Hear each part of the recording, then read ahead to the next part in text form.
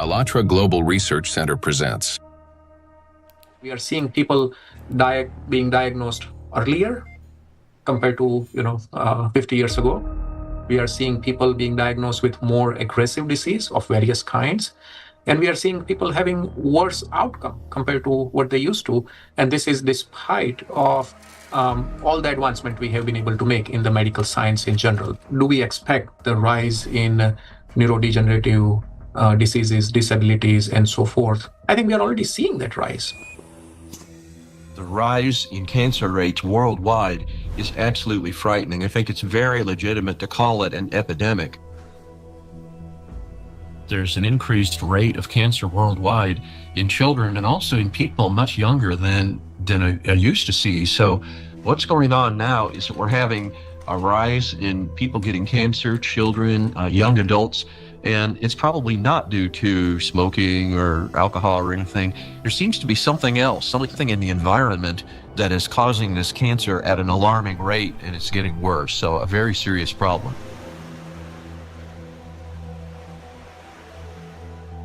Diseases are emerging early in life. Today's generation is getting sick at ages when their parents were still healthy.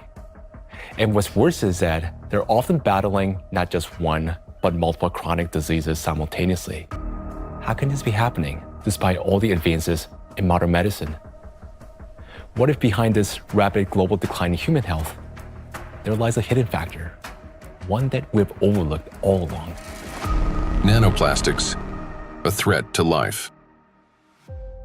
We're talking about microplastics, tiny particles that can't be seen with the naked eye. They're much thinner than a human hair, extremely fine. From the molecular level to the scale of entire ecosystems, understanding microplastics is crucial for protecting the biosphere and public health. I was also surprised that it took so long, to people to recognize that's a problem, because this plastic production increased super high in the 1950s, and we have now, I guess, something between 400 and 500 million tons of plastic production every year, and this keeps accumulating, in all our ecosystems. So it's not only affecting the human life, but the whole ecosystem. So it's every individual, every plant, even bacteria. They take them up. So that's something which we have to take into account. The fact that it now pervades from our deepest ocean to our highest mountain, that it's present in more or less every living sample that scientists have looked at, and in some populations in considerable proportions, and that it's now pervading, our food, drink, and the air we breathe, to me, is quite concerning. The science has clearly, without a doubt, shown that these chemicals, these particles are very harmful for us. In very organ systems are affected. Plastic symbolizes progress, a triumph of human ingenuity, a material that is light, strong, and built to last forever. Yet, as humanity, we miss something crucial. We fail to notice how the very material created to improve our lives began instead to endanger them. Unfortunately, people often underestimate the true threat posed by plastics. Many think of it merely as an environmental problem. Bottles scattered on beaches, debris floating across the sea. And yes, these do pollute our planet. But large plastic pieces alone cannot destroy the entire biosphere, including humanity, unlike the microscopic particles they eventually become. This plastic bottle.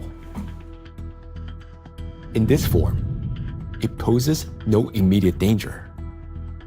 But everything changes once this solid object disintegrates into masses of microscopic fragments.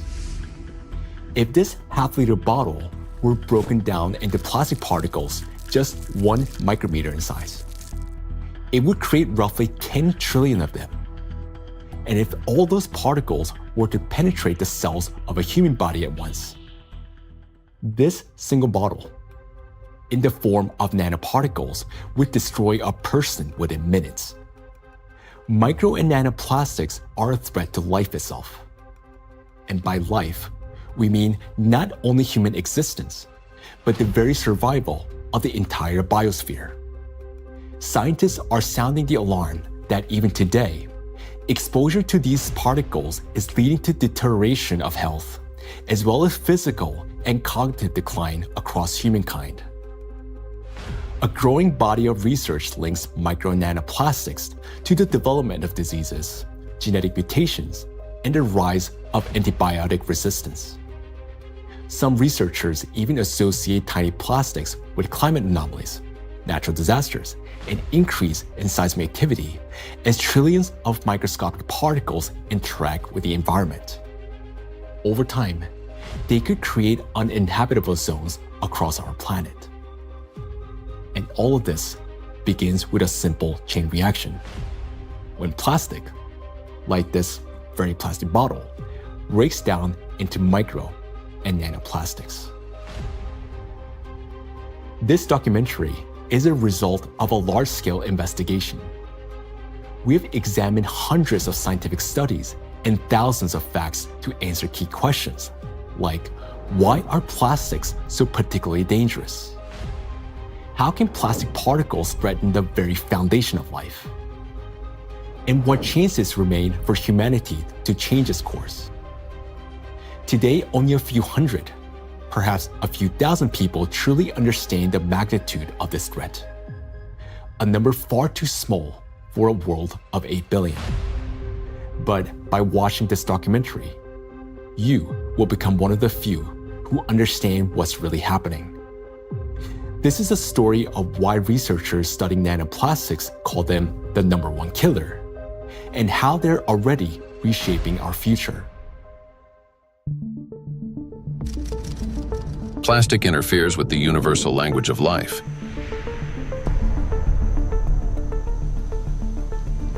We are living in an era when life on Earth is disappearing faster than ever since the age of the dinosaurs. Currently, the extinction rate of species is 1,000 times higher than the natural extinction rates, making our time one of the most devastating periods in all of history in terms of biodiversity loss. The 6th mass extinction is already underway. The modern world is plunging into a biological collapse, like the ones in the past that wiped out up to 90% of all living creatures on the planet. While past global catastrophes were driven by volcanic eruptions or meteor impacts, today a new factor has joined these forces of nature. An invisible enemy created by humans, capable of destroying all life. Plastics are everywhere.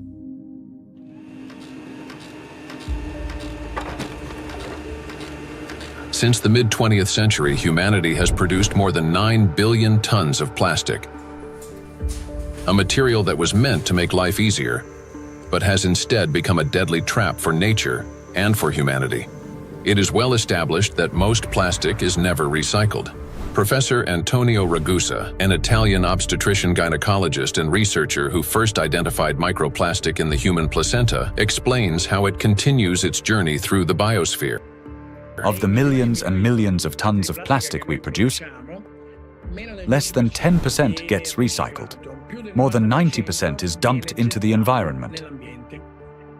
And when plastic gets dumped into the environment, it slowly breaks down into smaller and smaller particles, eventually becoming very small, microplastics, or even tiny nanoplastics.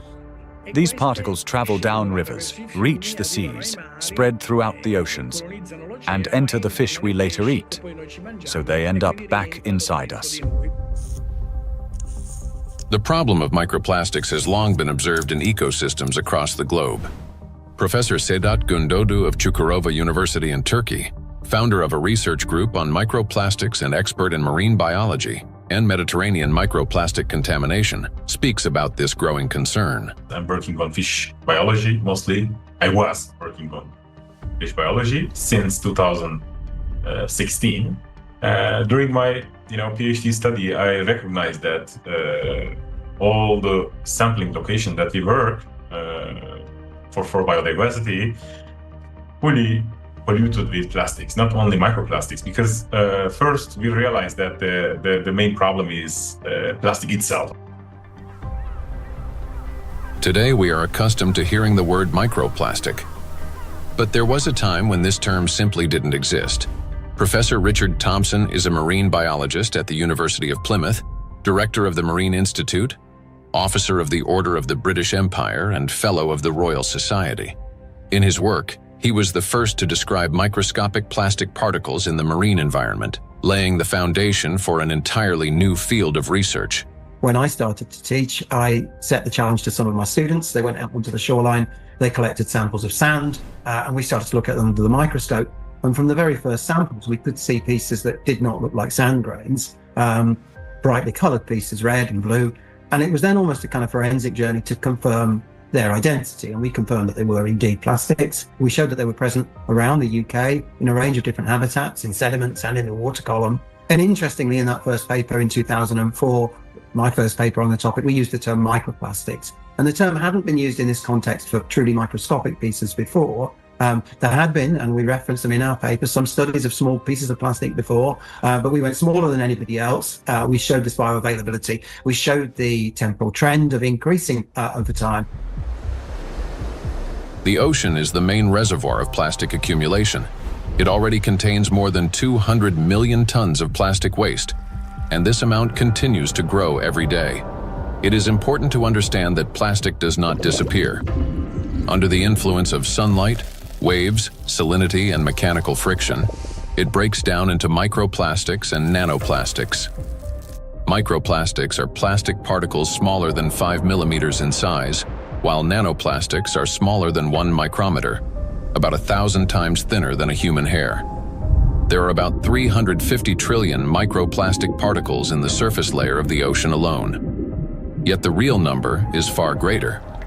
Scientists estimate that roughly 90% of nanoplastic particles are too small to be detected by current analytical instruments.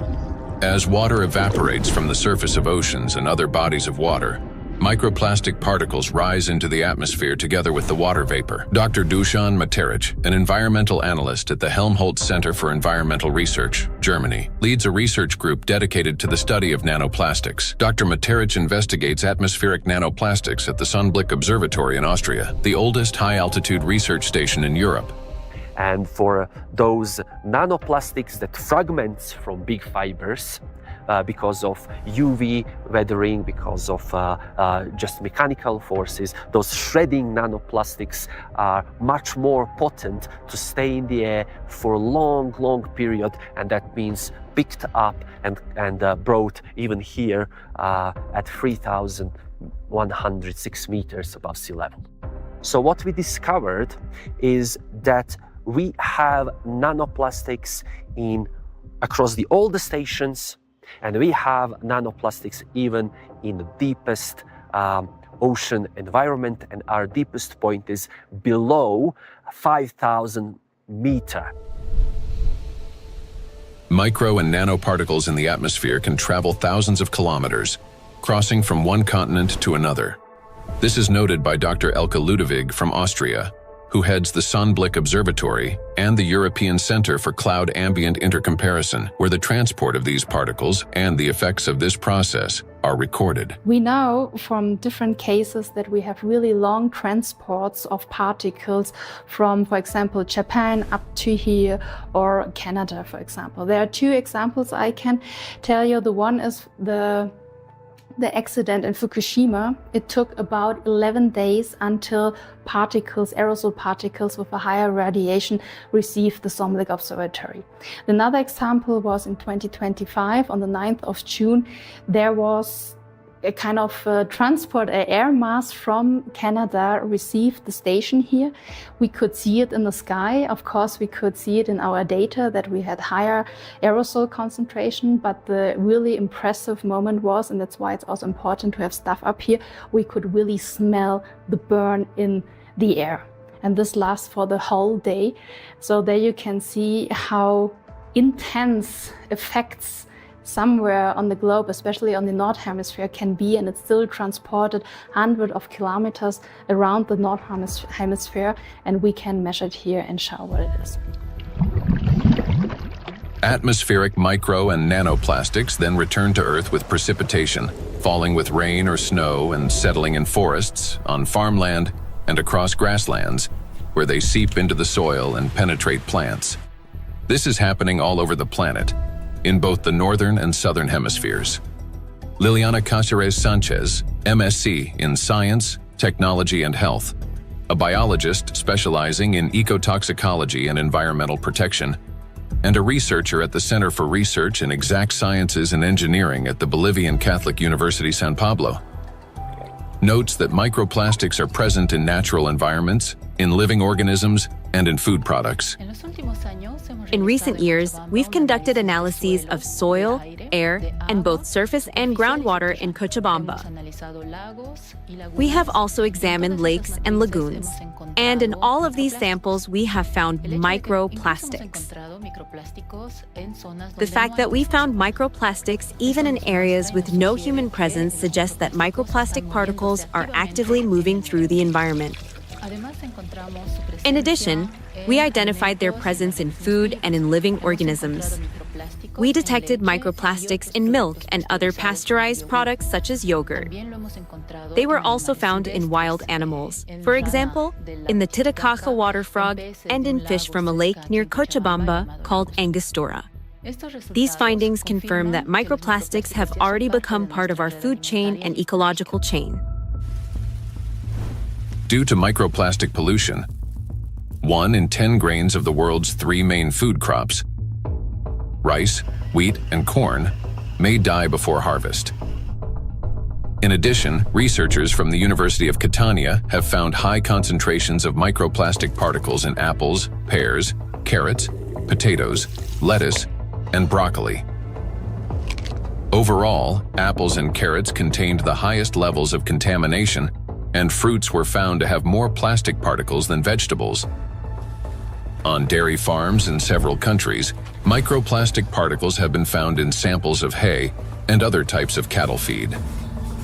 The presence of microplastics has also been confirmed in the milk and meat of cows and sheep, as well as in the lung tissue of pigs and in the stomachs and intestines of domestic ducks. This means that plastic has now become inseparable from livestock farming. Scientists from the University of Newcastle in Australia estimate that the average person today consumes around 250 grams of plastic per year through food, the weight equivalent of 50 plastic bags. Moreover, humans inhale micro and nanoplastics. According to studies, an adult can inhale up to 106,000 microplastic particles during a 2-hour walk in a large city. And in areas near bodies of water, that number significantly increases. We encounter micro and nanoplastic every day when we brush our teeth, take a shower, eat, run errands, go for a walk, wear our clothes, use household appliances, or take medications, and when we are working on a computer, riding public transport, drinking coffee on the go, shopping in a supermarket, or relaxing outdoors. Micro and nanoplastics are everywhere, and we barely notice how deeply these particles have become embedded in our everyday lives today. There are 3 ways plastic gets into the body: through inhalation, through the skin, and through food. And what happens next? It enters the bloodstream. Until fairly recently, about 15 years ago, people thought plastic was inert.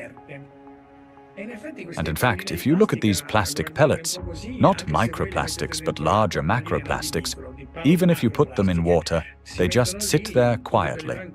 It seems like they don't interfere much with the environment.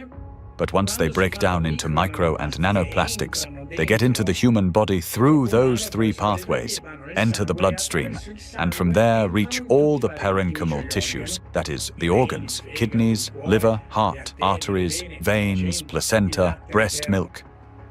Micro and nanoplastics have already become an inseparable part of the human body. They accumulate in the tissues of the intestines, heart muscles, and in the endocrine and reproductive organs, disrupting their functions. There isn't a single place in the human body they cannot penetrate.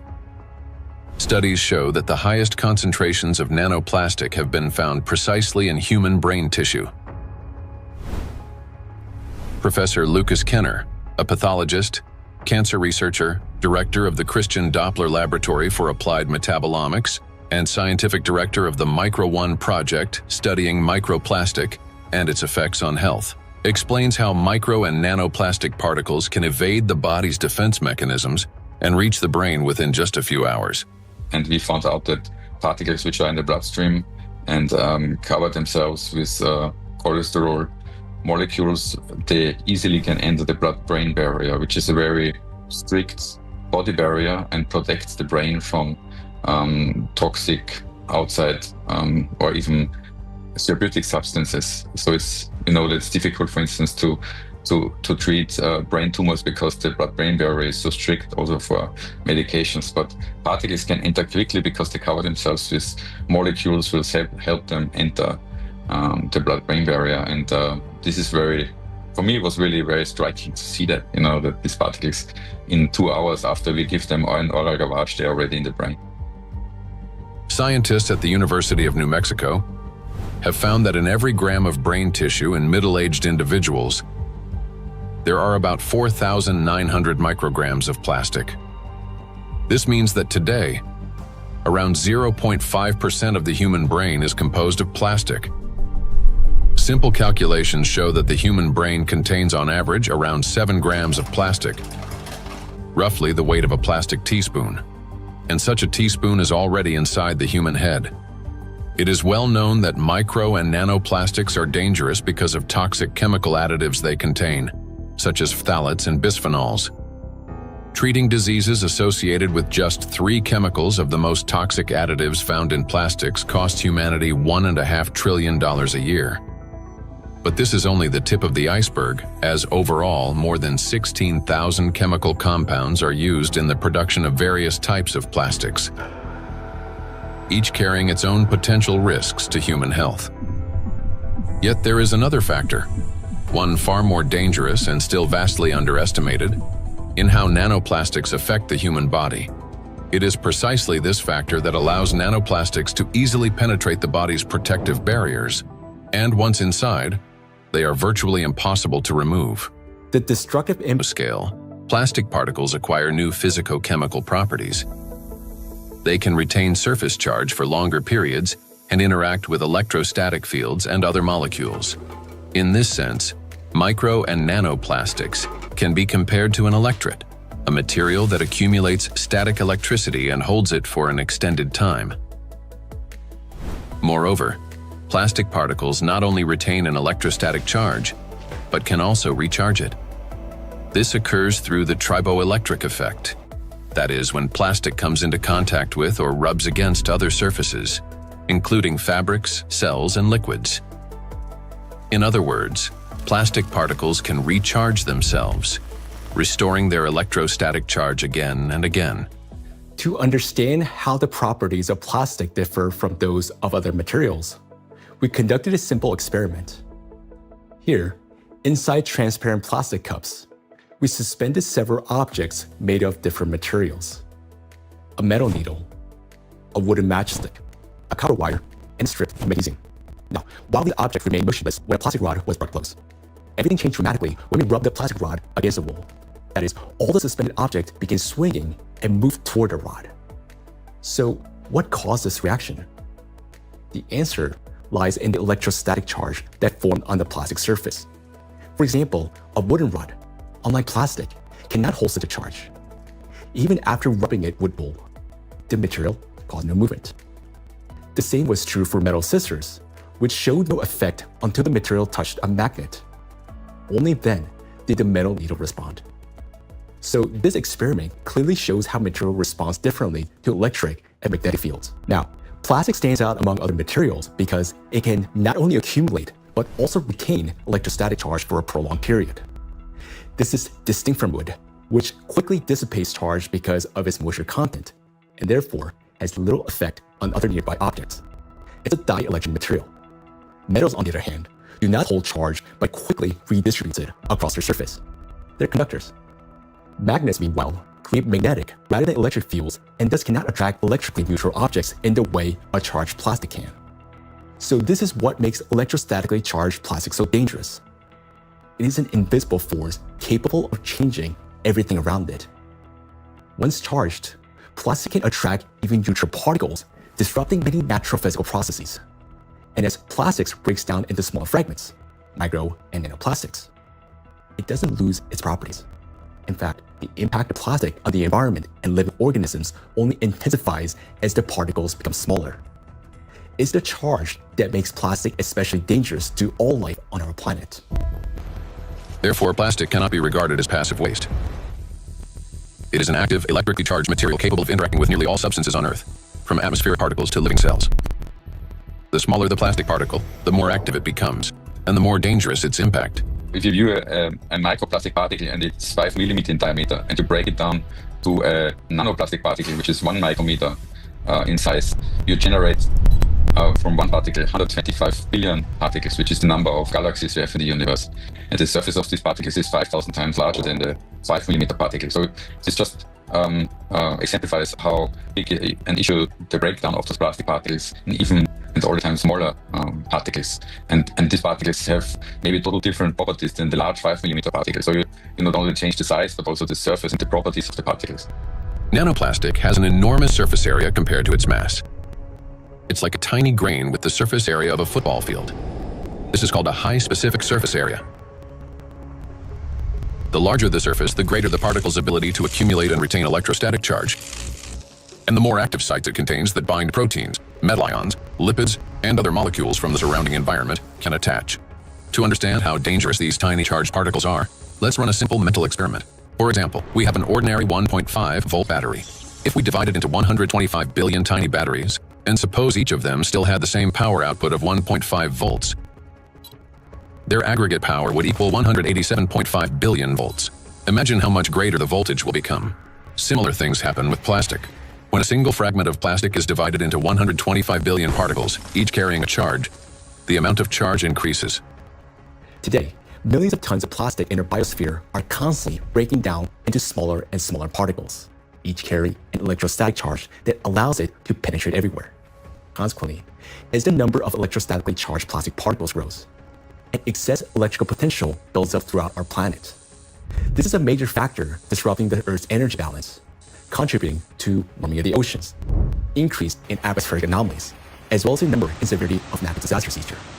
Note that the warmer the ocean, the more acidic it gets, and the faster plastic breaks down into charged micro-nanoplastics. This in turn leads to greater buildup of energy on our planet, amplifying all these processes in a self-reinforcing chain reaction. In addition, the smaller the particle, the more easily it penetrates the protected barrier of living organisms, including humans, triggering various chronic diseases and killing millions of people. We'll explore all of this in detail. In other words, plastic fragmentation does not make it safer.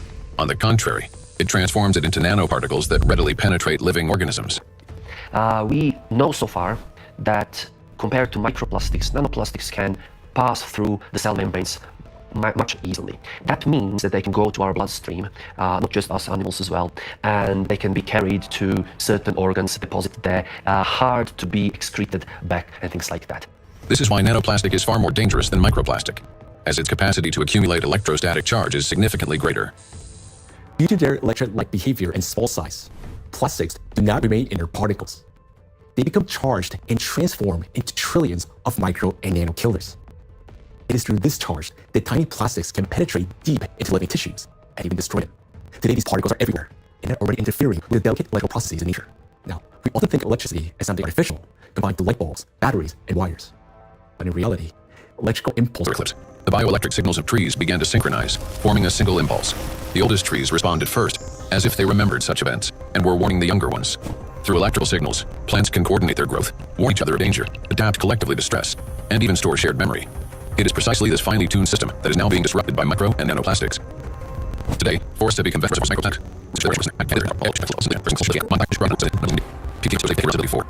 Pests are also poisoned by micro and nanoplastics, who contains EED, the same plastic used in bottles. Moreover, microplastic particles have been found in the tissues of cats and dogs. Scientists analyzed tissue samples from 49 animals, 24 cats and 25 dogs, that had died of natural causes, found that more than 70% of them had microplastics present in multiple organs.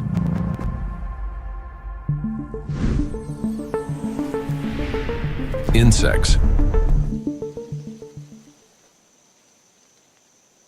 The rate of insect extinction is 8 times higher than that of mammals, birds, or reptiles.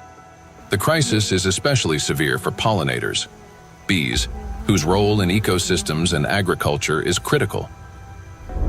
Wild and domesticated bees pollinate 75% of agricultural crops and 90% of wild flowering plants. More than 30% of the world's food production depends on bees. Today, populations of honeybees and wild bees are declining rapidly. If this trend continues, half of all bee populations may disappear within the next decade. This disappearance of bees means the loss of the link that connects land to food, nature, and humanity. Some researchers have identified a correlation between microplastic pollution and declining populations of insects. Bees interact with their environment through electrical impulses. They navigate not only by scent, color, and flower shape, but also, remarkably, by sensing a flower's electric field. When a bee approaches a flower, they communicate through the electrical field. As bees fly, virtually the air gives their bodies a positive charge, while flowers, being grounded, carry a negative charge. This difference creates an electric field that allows pollen transfer to the bee, even before plants. Experiments have shown that bees can distinguish flowers by their electric field, associates with electrical smoke, nectar, even determine a flower's freshness by strength of residual charge. After flowers have been visited, its electric field weakens, and bees need to smell the finding nectar. Moreover, the other garden stale plant release spreads, even more plunders. Thus, an entire communication system operates between bees and flowers. The elders are buried by micro-nanoplastics distorts these electrical impulses, affecting bees' brain and nervous system. As a result, bees can no longer recognize flowers, locate nectar, find a home, or identify a member of the colony. And this all due to microplastics can be lethal to bees.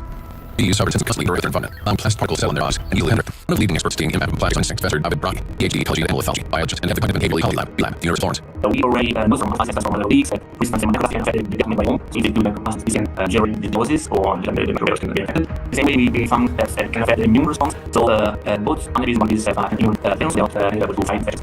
And it also particular care, so for example, the memory is affected polyethylene, doesn't seem to harm much, polyethylene lasts strong, almost like a so the important really found this polymer in concentration with polyethylene in the environment can actually increase memory formation and memory. And this was starting because honeybees, as I say, is very important to build their memory capabilities. When microplastic enter bees through food or air, and bees on microphone, we can use them and behave even though they date. The knowledge is beginning. In the middle of the sphere, probably bursts here, that order entirely. You'll supply high low and zero to see for irons. The air is function to make from the policy. Was impossible and being done if in on advanced for defenders. Some information. Certain people later, and studies on the just to measure using for information. Manic, highly basing loss and arc avoiding the sky. Earth crossfire, by lumber the fleet Earth magnetic field, printing them in local signals. In brain, those signals form an image with field lines superimposed on the real world. A bird simultaneously sees clouds, land, and its magnetic radar, allowing it to maintain course and release. Electrostatically charged micro and body to like the functioning of its nervous system. This loss of motor coordination, weakened memory, and learnability. Imperialization. Externally, this affects here, and even soft weak are especially vulnerable. Those who do often exhibit cognitive impairments. Liver, kidneys, stomach, and liver, Alzheimer's disease. Even birds that are healthy lose the ability to adequately care for theirs often, sharply reducing the chance of successful production. The surface reigns in world vision zones becomes through electroreception, the ability to sense faint electric fields and navigate by them. Predators such as sharks can detect tiny impulses produced by muscle contractions and the heart to obey. Even if a fish is hidden in sand, its bioelectric rehabilitation. All organisms water generate continuous bioelectric fields that influence their skin. Those that ultimately lose or when another living piece nearby. Other chemicals are an inseparable part of life itself in water. Electrically charged micro-nanoplastics disturb blockings, making creatures especially vulnerable. The result is fish lose their ability to accurately locate prey, avoid predators, and follow migration routes. This threatens their survival, leads to declines. Furthermore, fish exposed to microplastics have wide-range toxic effects, from immune dysfunction to altered blood composition. Signs of neurotoxicity, growth restriction, and reduced reproductive capacity have also been identified in fish. All plastics have disruptions breakdown micro and net is slowed down.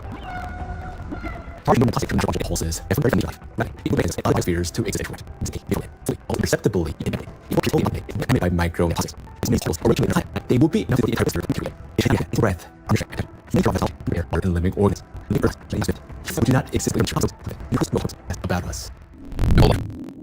For humans, the human body is briefly helpless because cells train the key role in coordinating neurons.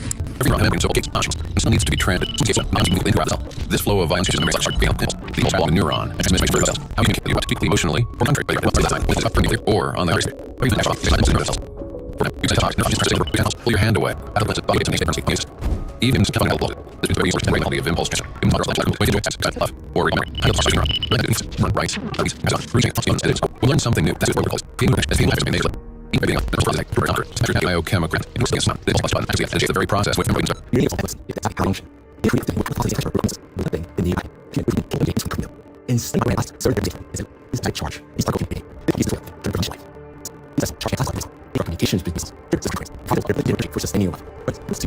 Nanoplastics damage the body cells. Nanoplastic. Cell plastics on neural transmission of neural responsible for electrical charge inside of neuron may activate prematurely like or a signal when needed. Another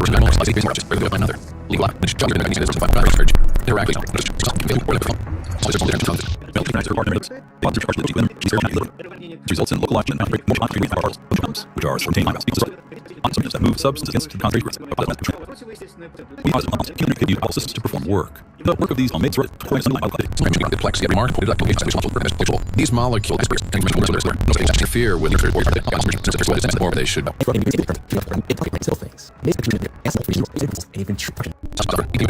these molecules neutralize it produces oxidative stress.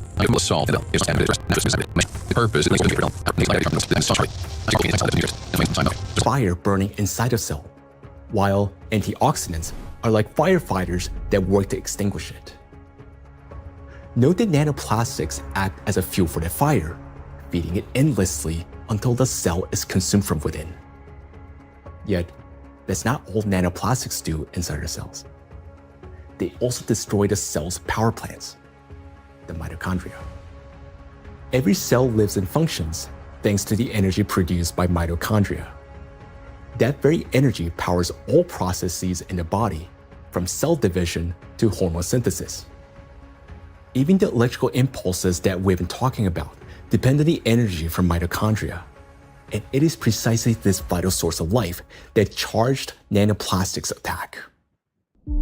Cells stop producing energy for life.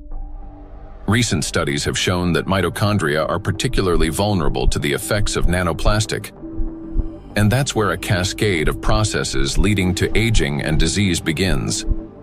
Scientists from China have discovered that the electrostatic charge and tiny size of nanoplastic particles allow them to penetrate deep into the cell and accumulate even within mitochondria, disrupting their function. Such a condition is known as mitochondrial dysfunction, a state in which mitochondria can no longer perform their essential roles.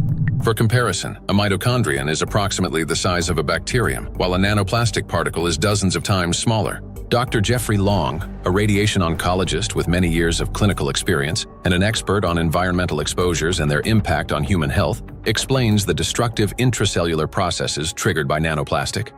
They can get into the cell and they can damage the critical parts of the cell, particularly mitochondria. Mitochondria in each cell in the human body is sort of the energy machine. It produces the stuff, raw stuff that provides energy to the entire rest of the cell.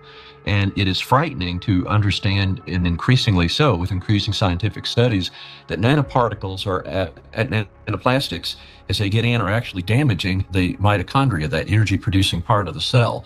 They're also damaging the part of the cell involved in division and reproduction called DNA. And certainly they can affect other molecules and proteins within the cell. Mitochondria are the cell's energy and signaling center. They regulate metabolism, control cell growth and division, protect against oxidative stress, modulate inflammation and immune responses, and trigger programmed cell death. One of their key functions is cellular respiration, the process by which energy is produced. Energy in the human body is generated as follows. First, proteins, fats, and carbohydrates from food are broken down into simple molecules. These molecules then enter the mitochondria, where electrons are extracted from them. The electrons move along a specialized chain of proteins, much like an electric current passing through wires. This electron flow drives the mitochondrial energy machinery, resulting in the production of ATP, the universal fuel that powers all organs and tissues. A single mitochondrion can produce up to 10 million molecules of ATP per day. However, electrostatically charged nanoplastic interferes with this delicate process. Its particles disrupt movement of electrons and reduce the efficiency of ATP synthesis.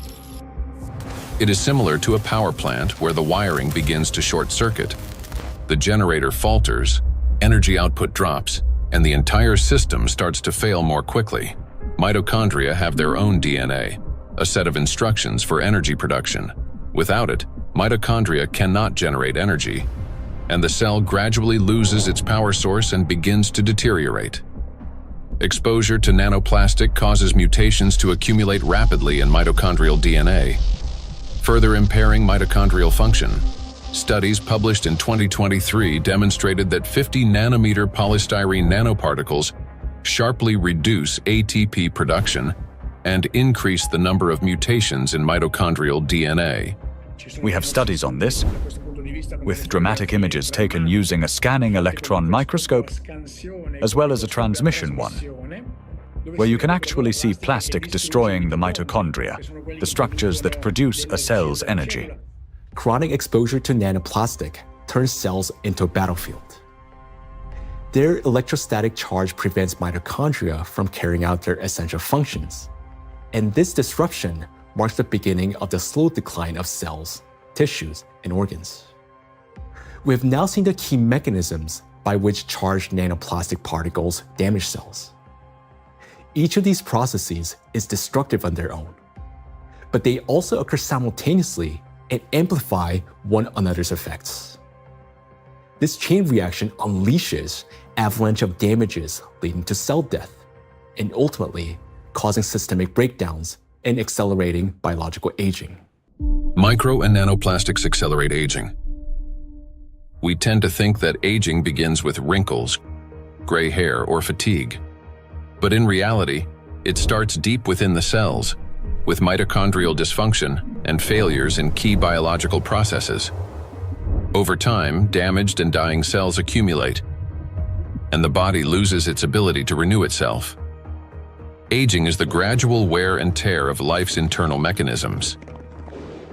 Scientists identify several main mechanisms of aging, such as oxidative stress, mitochondrial dysfunction, chronic inflammation, telomere shortening, DNA damage accumulation, epigenetic alterations. These same mechanisms underlie various diseases. When mitochondria can no longer produce sufficient energy, when DNA damage accumulates, and when inflammation becomes chronic, the organism grows increasingly vulnerable. This is when conditions such as diabetes, cancer, heart attack, dementia, and Alzheimer's disease begin to develop, and they all share one root cause: the aging of cells and tissues. Here's the crucial point. Electrostatically charged nanoplastic induces the same processes: oxidative stress, DNA damage, mitochondrial dysfunction, telomere shortening, chronic inflammation, and epigenetic alterations. Thus, electrostatically charged nanoplastic artificially accelerates cellular aging. What once unfolded over decades can now progress many times faster under its influence. And we are already witnessing the consequences. Diseases are becoming younger. Scientists have found that modern generations develop illnesses earlier and accumulate more chronic conditions than their parents did at the same age. Even a difference of just a few years now translates into noticeably higher rates of disease. Cancer and hypertension remain the most common conditions. Moreover, each subsequent generation shows an increase in the number of chronic conditions in a single individual. Diseases once considered age-related are increasingly found in young people. Notably, this trend coincides with the growing plastic pollution of the environment.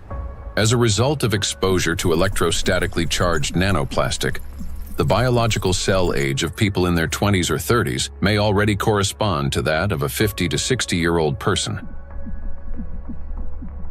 So very frightening how widespread nanoplastics are everywhere. Probably each and every one of our cells, even to you talking and among the audience listening, probably all of our cells have at least some nanoplastics. So let's summarize. Aging is a gradual breakdown of the cells in our bodies. Nanoplastics accelerate this deterioration. and thus the aging itself through all those destructive processes within the cells that we've just talked about. And here lies the crucial point.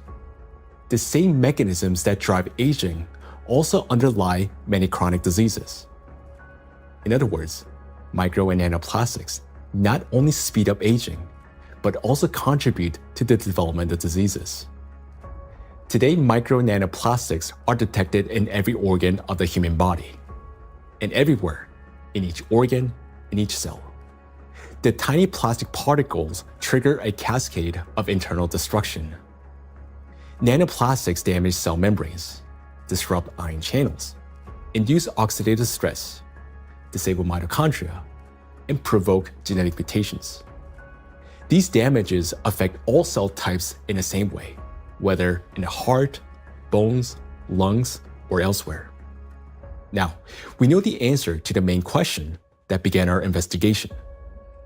Why and by what mechanism are nanoplastics capable of destroying living systems at the microscopic level? But what does that mean to us, for each of us? What specific diseases arise from such cellular destruction within the human body?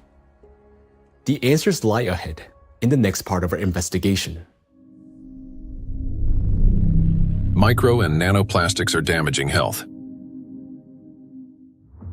Micro and nanoplastics impact the nervous system.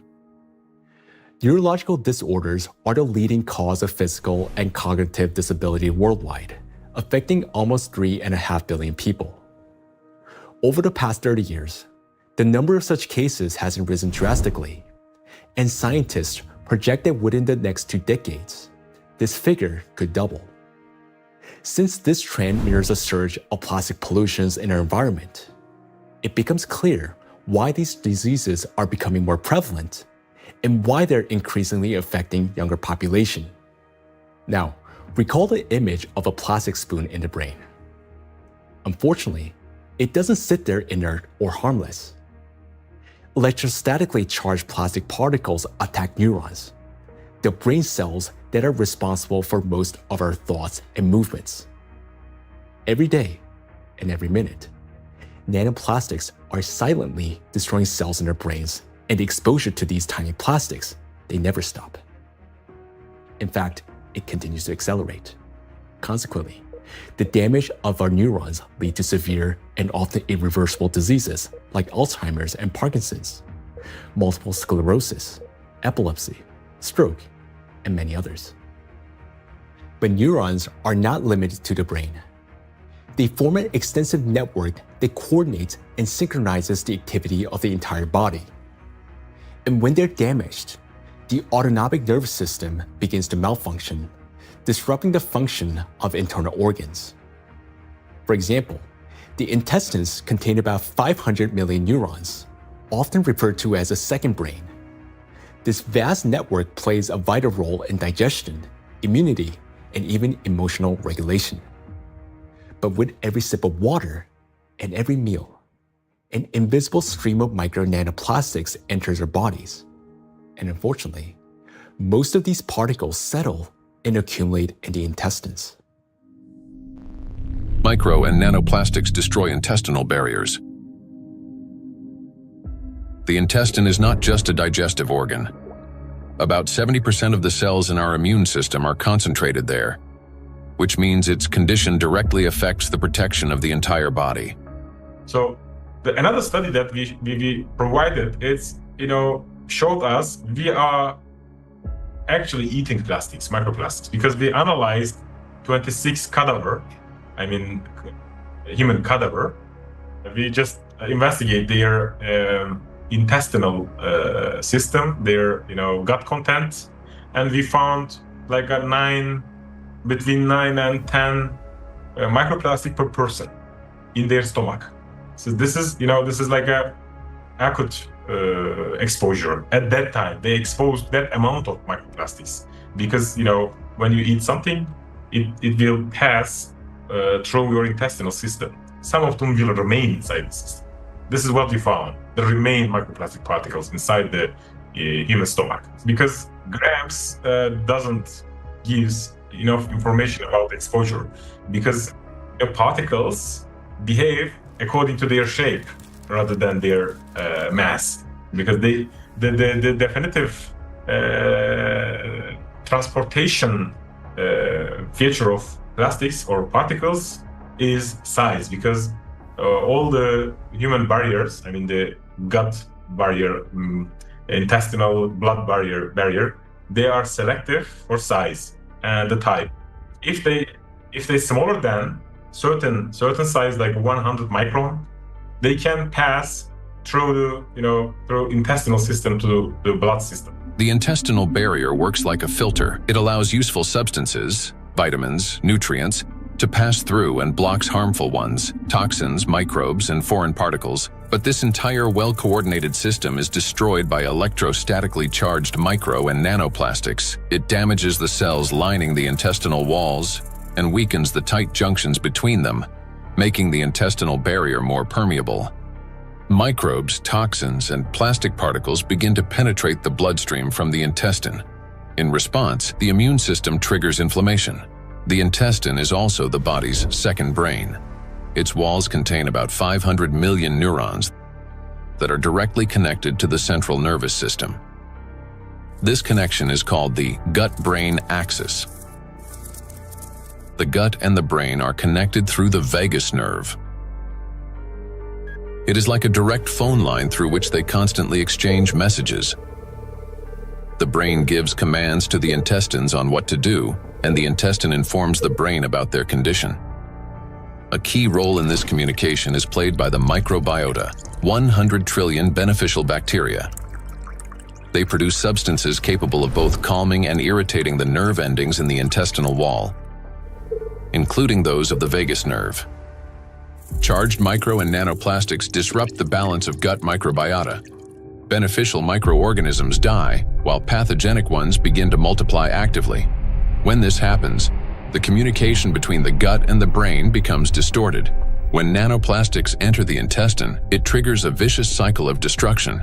The damage that begins in the intestine leads to systemic malfunctions throughout the body. The digestive, immune, nervous, and endocrine systems all suffer. This accelerates the body's aging process and increases the risk of serious diseases such as irritable bowel syndrome and inflammatory bowel diseases, allergies and autoimmune diseases, depression, anxiety and cognitive disorders, obesity and diabetes, cardiovascular diseases, neurodegenerative diseases, such as Alzheimer's and Parkinson's. Micro and nanoplastics destroy immunity. Researchers from the University Medical Center Utrecht discovered that immune cells exposed to nanoplastic die 3 times faster than those that are not. Such accelerated death of immune cells severely weakens immunity and reduces the body's ability to fight infections. This contributes to the spread of inflammatory reactions throughout the body. Scientists from Zhengzhou University and Henan Cancer Hospital in China have found that nanoplastics penetrate even into the bone marrow and the thymus, the organs where blood and immune cells originate and mature. The bone marrow performs 2 key functions. On the one hand, it is a blood cell factory, where red blood cells, white blood cells, and platelets are formed. On the other, stem cells of the bone marrow play a role in regenerating bones, cartilage, muscles, and fat tissue. The impact of nanoplastics on stem cells means damage to the very foundation of regeneration. First, blood formation worsens. Anemia can develop due to a lack of red blood cells. Immunity decreases due to fewer white blood cells. And the risk of bleeding rises because of platelet deficiency. Second, damage to bone cells makes bones more fragile, increasing the risk of fractures and slowing their recovery. Nanoplastics not only destroy the immune system, but through its electrostatic charge, they also create conditions for the reproduction and resilience of pathogens. A study from the University of Illinois showed that positively charged nanoplastic particles increase physiological stress in gut bacteria such as E. coli, making them more pathogenic. The electrostatic charge plays the decisive role here. It is what increases the pathogenicity of microorganisms. At the same time, nanoplastic particles without electrostatic charge did not cause physiological stress in bacteria, and their danger to humans did not increase.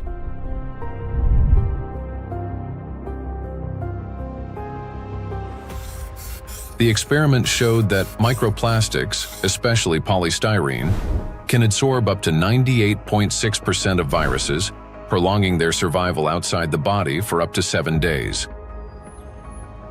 Viruses that normally die under sunlight or oxygen within hours can persist on plastic for 2 to 7 days, remaining on surfaces such as handrails, bottles, and door handles.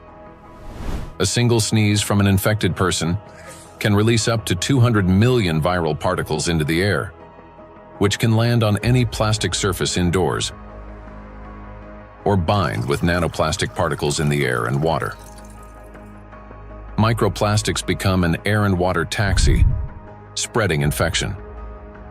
Once in the bloodstream, charged micro and nanoplastic particles quickly become coated with plasma proteins, forming a biocorona, which masks them as the body's own cells and makes them invisible to the immune system. Antibiotic resistance.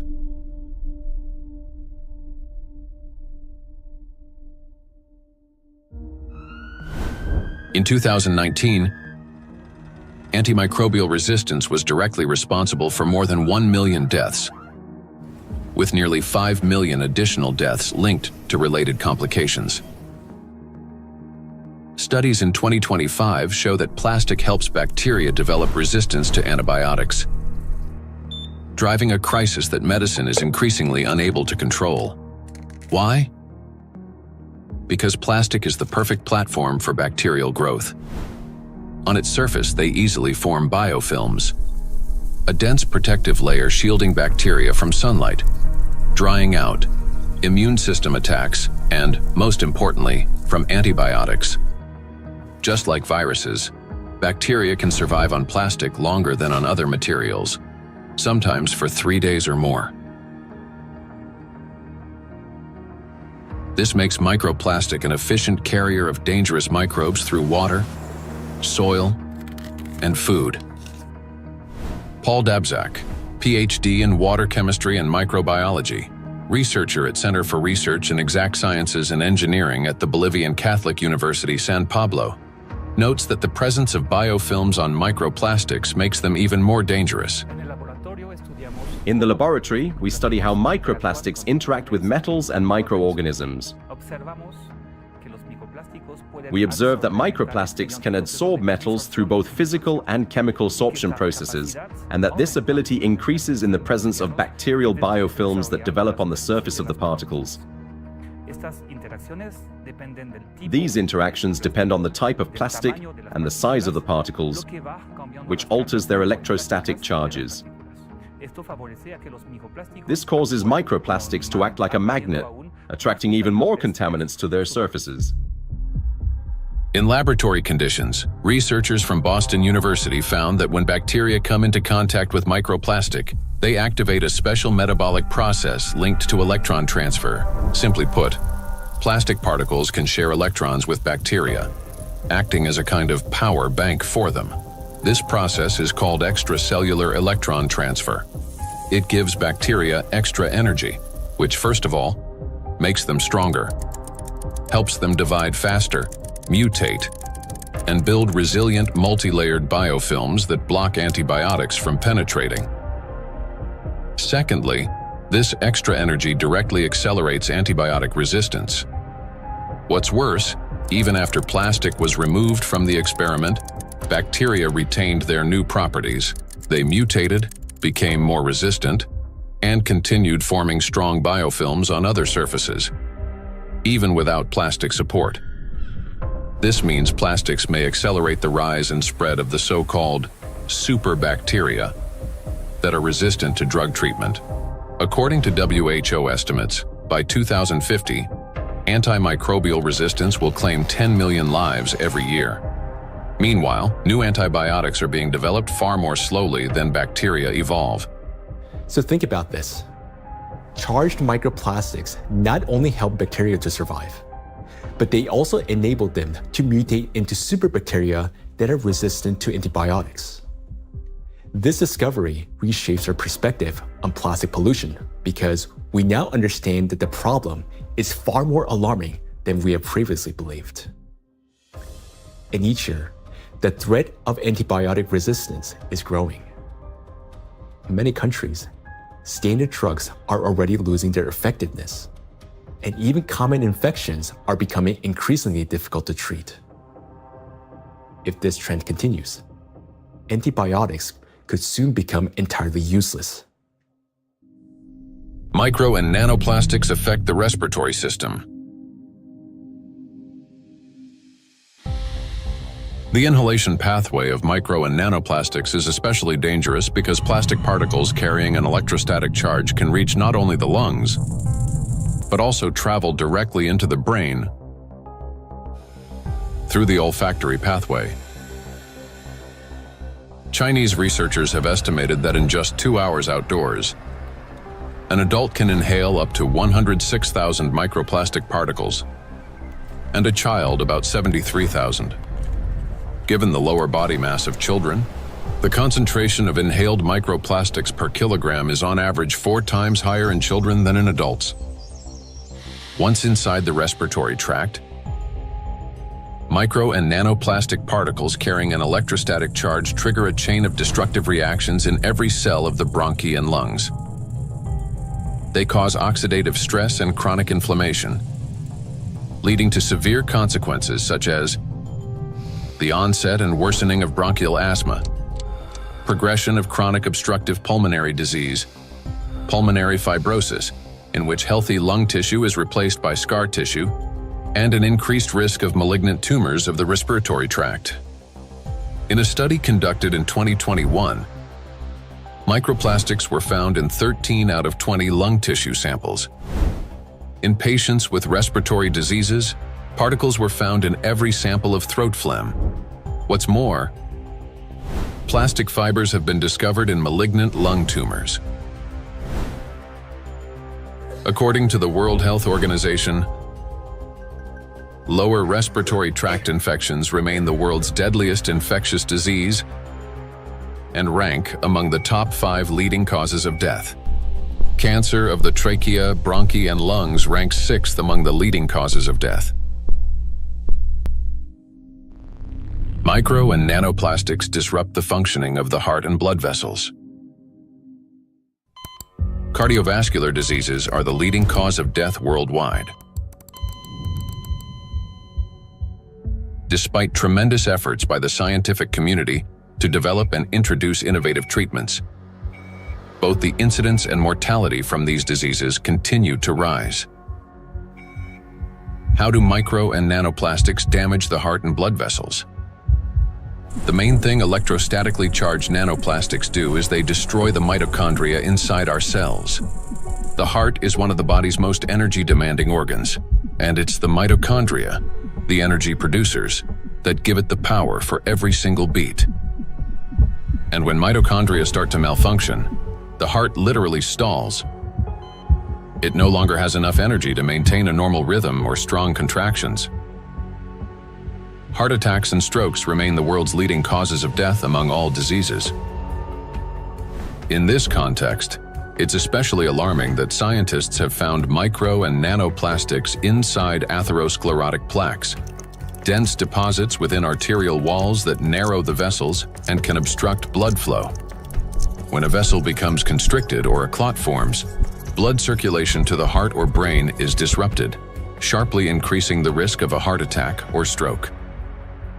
Research shows that when microplastics are present in carotid artery plaques, the risk of these life-threatening events and fatal outcomes rises by 4.5 times. Micro and nanoplastic particles trigger blood clot formation. When micro and nanoplastics enter the bloodstream, they don't simply drift there passively. Because of their electrostatic charge, plastic particles stick to vessel walls and attract blood proteins and cells. These coated particles damage the endothelium, the ultra-thin layer of cells lining the inside of blood vessels. The endothelium is like an intelligent shell of the vessels. It regulates their dilation and constriction, controls blood clotting, and protects against inflammation. However, under the influence of micro and nanoplastics, this system breaks down, leading to chronic inflammation and an increased risk of thrombosis. In addition, electrostatically charged microplastics can interact with blood cells, platelets, and red blood cells, disrupting their normal behavior. Under normal conditions, red blood cells carry a negative surface charge called the zeta potential, which keeps them from sticking together and allows blood to flow freely, even through the tiniest capillaries. But when exposed to microplastics, this charge decreases. Red blood cells begin to clump together, blood viscosity rises, and clot formation starts. As a result, clots appear in the vessels, obstructing blood flow, which is especially dangerous for the brain, heart, and eyes. This consequently increases the risk of chronic fatigue, vision disorders, hypertension, heart attack, and stroke. Nanoplastics interact with cell membranes. Positively charged nanoparticles are strongly attracted to negatively charged components, leading to disruption of membrane integrity, for example, in red blood cells, platelets, and endothelial cells. Micro and nanoplastics induce the development of cancer.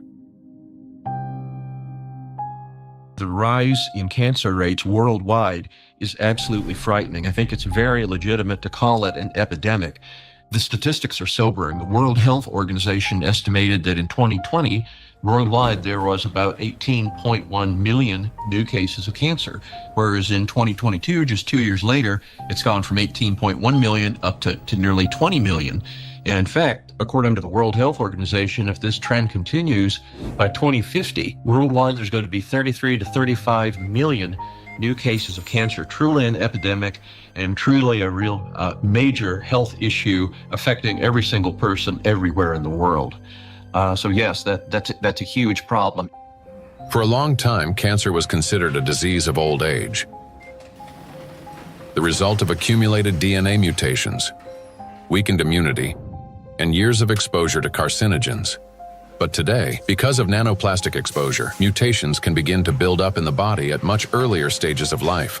There's an increased rate of cancer worldwide in children and also in people much younger than I used to see. So what's going on now is that we're having a rise in people getting cancer, children, young adults, and it's probably not due to smoking or alcohol or anything. There seems to be something else, something in the environment that is causing this cancer at an alarming rate, and it's getting worse. So a very serious problem, yes.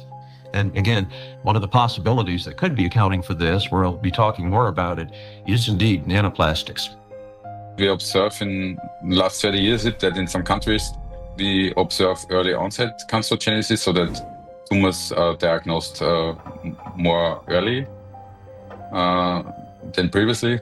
So that things like colorectal cancer are observed earlier than and diagnosed earlier than 30 years ago in average. A key role in tumor development may be played by mitochondrial dysfunction, caused by exposure to nanoplastics.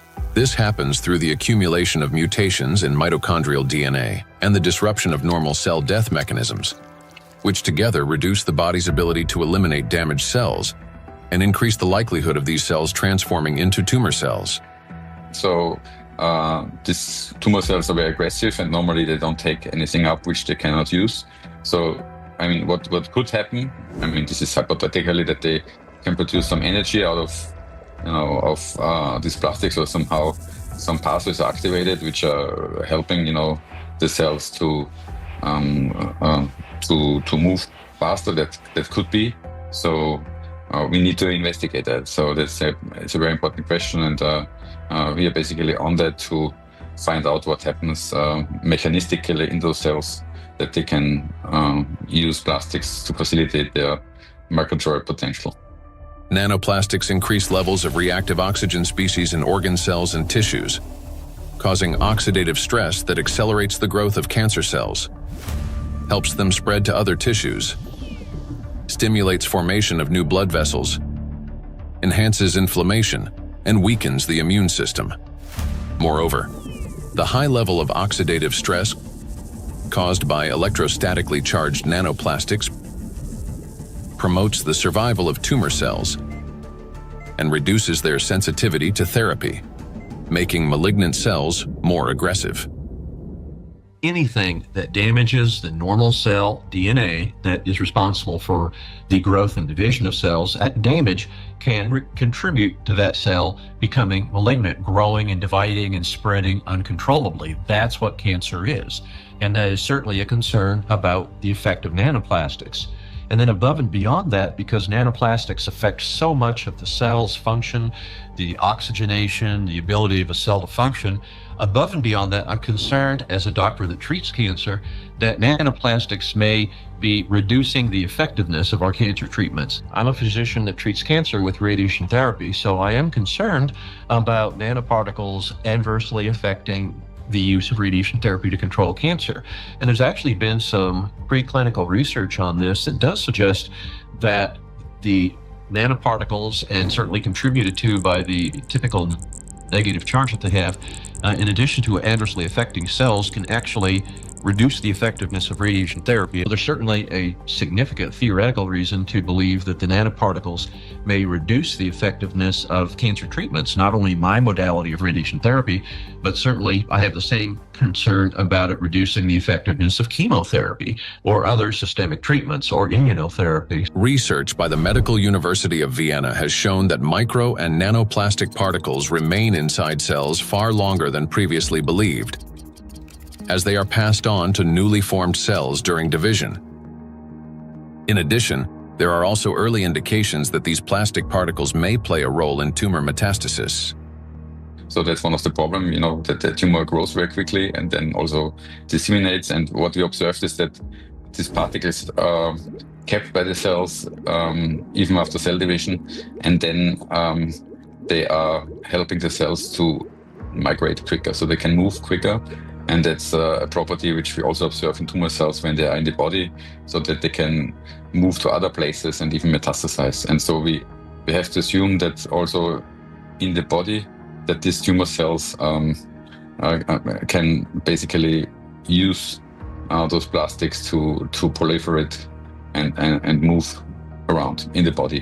When I came to this plastic topic, I thought myself, that this is, we introduce here material which is potentially toxic, potentially accumulating over the years, over the decades of the centuries, so maybe for a very long time, affecting our health, but also the evolution. I not only mean the cancer evolution of how cancers originate, but even the evolution of new species and the evolution of the whole ecosystems. Nanoplastics affect every system in the human body. They act as a trigger, setting off a cascade of processes that lead to serious illnesses, all because of their electrical charge.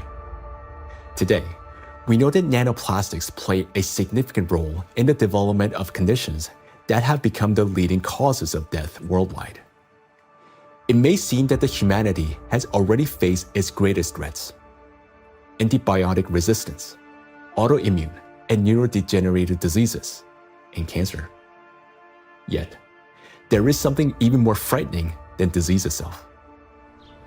Imagine living an ordinary life, feeling healthy, full of energy, going to gym, delivering a presentation, meeting friends. But then, a moment later, one suddenly dies. The body stops functioning as if someone has switched the lights off. Is there a link between MNPs and sudden death syndrome? Sudden adult death syndrome remains one of the most troubling and unexplained medical mysteries. A person may show no signs of illness, yet their life ends abruptly, leaving doctors and loved ones without an answer to the question, why? According to the World Health Organization, sudden arrhythmic death claims about 5 million lives worldwide every year. In Europe and the US, it accounts for up to 20% of adult deaths from cardiovascular disease. Traditionally, the main causes have been hidden heart conditions, coronary artery disease, arrhythmia, cardiomyopathy. But in recent years, researchers' attention has increasingly been drawn to a new risk factor: exposure to micro and nanoplastics. In order to understand how nanoplastics can trigger processes that can lead to sudden death, let's recall what they can do. As we know, the most destructive property of nanoplastic is the electrostatic charge on its surface, which allows these particles to interfere with the transmission of electrical impulses between cells and distort the signals that coordinate the function of organs and the body as a whole. And because this same electrostatic charge can also disrupt mitochondrial function in every cell, leading to energy deficiency, inflammation, and ultimately cell death, the greatest danger arises in the most energy-consuming organs, the brain and the heart, where such disruptions can trigger sudden death syndrome. Our brain controls breathing and heart function through precise electrical impulses. If nanoplastic blocks or distorts these signals, the heart can cease to beat or breathing can stop. And this breakdown is not sudden. It results from a gradual accumulation of disruptions. That is, the signals from the brain's cardiovascular center become increasingly distorted and unstable, step by step, impairing the transmission of electrical impulses within the heart muscle. While this initially appears as arrhythmias, the heart beating too fast, too slowly, or irregularly, these malfunctions worsens and eventually reach a critical threshold, at which point the rhythm collapses and the heart stops. To those nearby, it may seem instantaneous, but in reality, the failure has been long developing over time. A similar process affects breathing. Signals from the brain's respiratory center, under the influence of nanoplastics' electrostatic charge, become progressively more erratic. After the critical threshold is crossed and the brain's commands can no longer get through, breathing stops entirely. In other words, sudden death is the final outcome of a gradual dysregulation of the heart and breathing, a process that silently progresses until it crosses a point of no return. And while we go about our daily routines making plans for the future, nanoplastics continue to damage our bodies cell by cell, day after day. It is terrifying to realize how severely nanoplastics affect the human body. Even more disturbing is the fact that we cannot control our exposure to them. Nanoplastics enter our bodies constantly through the air we breathe, the water we drink, and the food we eat. This has already become our everyday reality. Today, we know that nanoplastics can disrupt the control centers in our brains for breathing and heartbeat, causing arrhythmias, bronchospasm, and pulmonary edema, which can result in sudden death. Yet, what's more alarming is how little we still know. Research on nanoplastics has only just begun, and we're only starting to grasp the true scale of this threat. But make no mistake, everything you have heard so far isn't science fiction. These are actual biological mechanisms triggered by electrostatically charged nanoplastics. They attack every system of our body, contributing to chronic illnesses and even causing a sudden death. But their impact reaches beyond the current generation. These nanoplastics are already affecting our children and even our ability to bring new life into the world. Micro and nanoplastics destroy reproductive health. Current scientific evidence strongly indicates that mitochondrial dysfunction may be a root cause of infertility in both men and women, as well as negatively affecting conception, pregnancy, and embryonic development. For men, fertility depends on producing a sufficient number of healthy sperm cells that not only survive, but also possess adequate motility and the necessary energy to reach and fertilize an egg.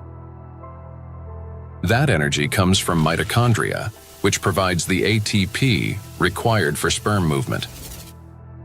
When mitochondrial function, however, is damaged or becomes unstable, sperm motility decreases, and even shape and structure of sperm cells can be altered, directly reducing the ability to conceive.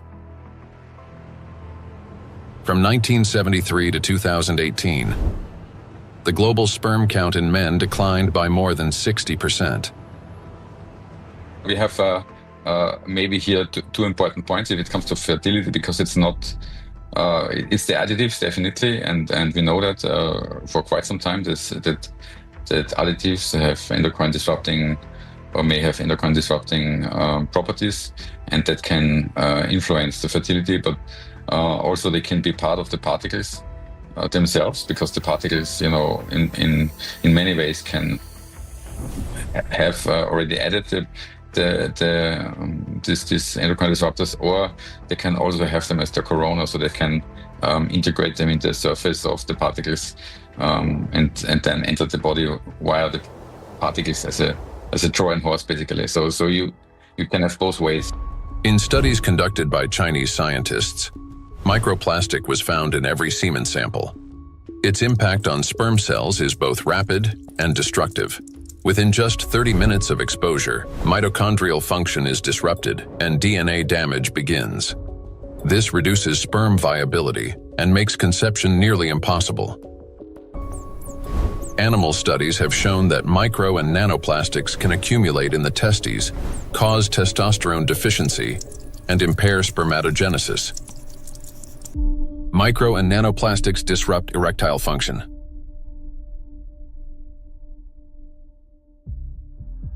Insufficient testosterone production can lead to infertility, reduced libido, erectile dysfunction, and in adolescence, delayed sexual development. Producing testosterone requires large amounts of energy in the form of ATP. Even small amounts of electrostatically charged nanoplastic entering the mitochondria can disrupt their function and decrease ATP production. This, in turn, can lower testosterone levels by 60 to 70%. Such a drop impairs blood flow in the corpora cavernosa, the structures of the penis responsible for erection. As a result, this leads to erectile dysfunction and ultimately to impotence. In addition, electrostatically charged nanoplastic interferes with nerve impulse transmission, which means that even in a state of sexual arousal, an erection does not occur. This has been confirmed by research from Anhui Medical University in China. In animals with chronic microplastic intoxication, erectile function was impaired after just 1 month. Results of a national study in Japan showed that erectile function and sexual activity are declining among the younger generation.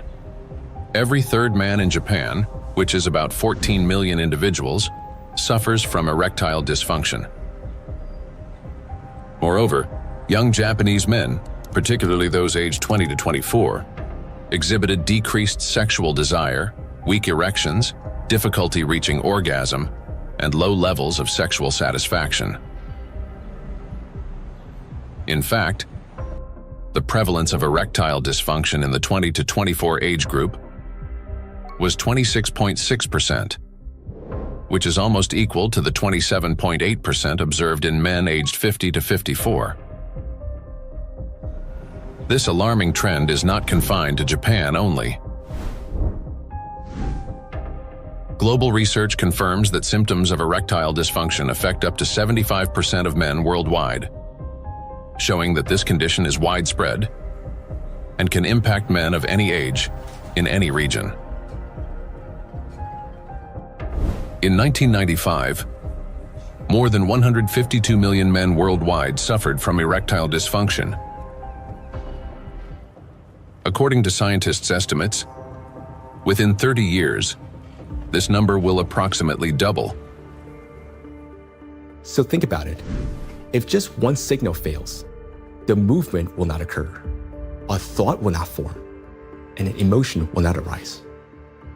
The same is true even for the most intimate aspect of human life. Everything depends on the precise coordination between neural and vascular connections.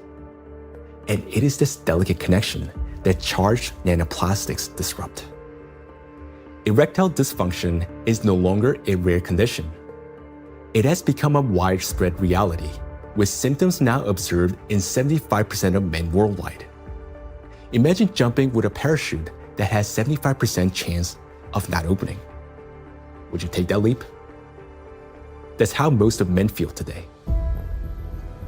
The situation with female fertility is no less alarming.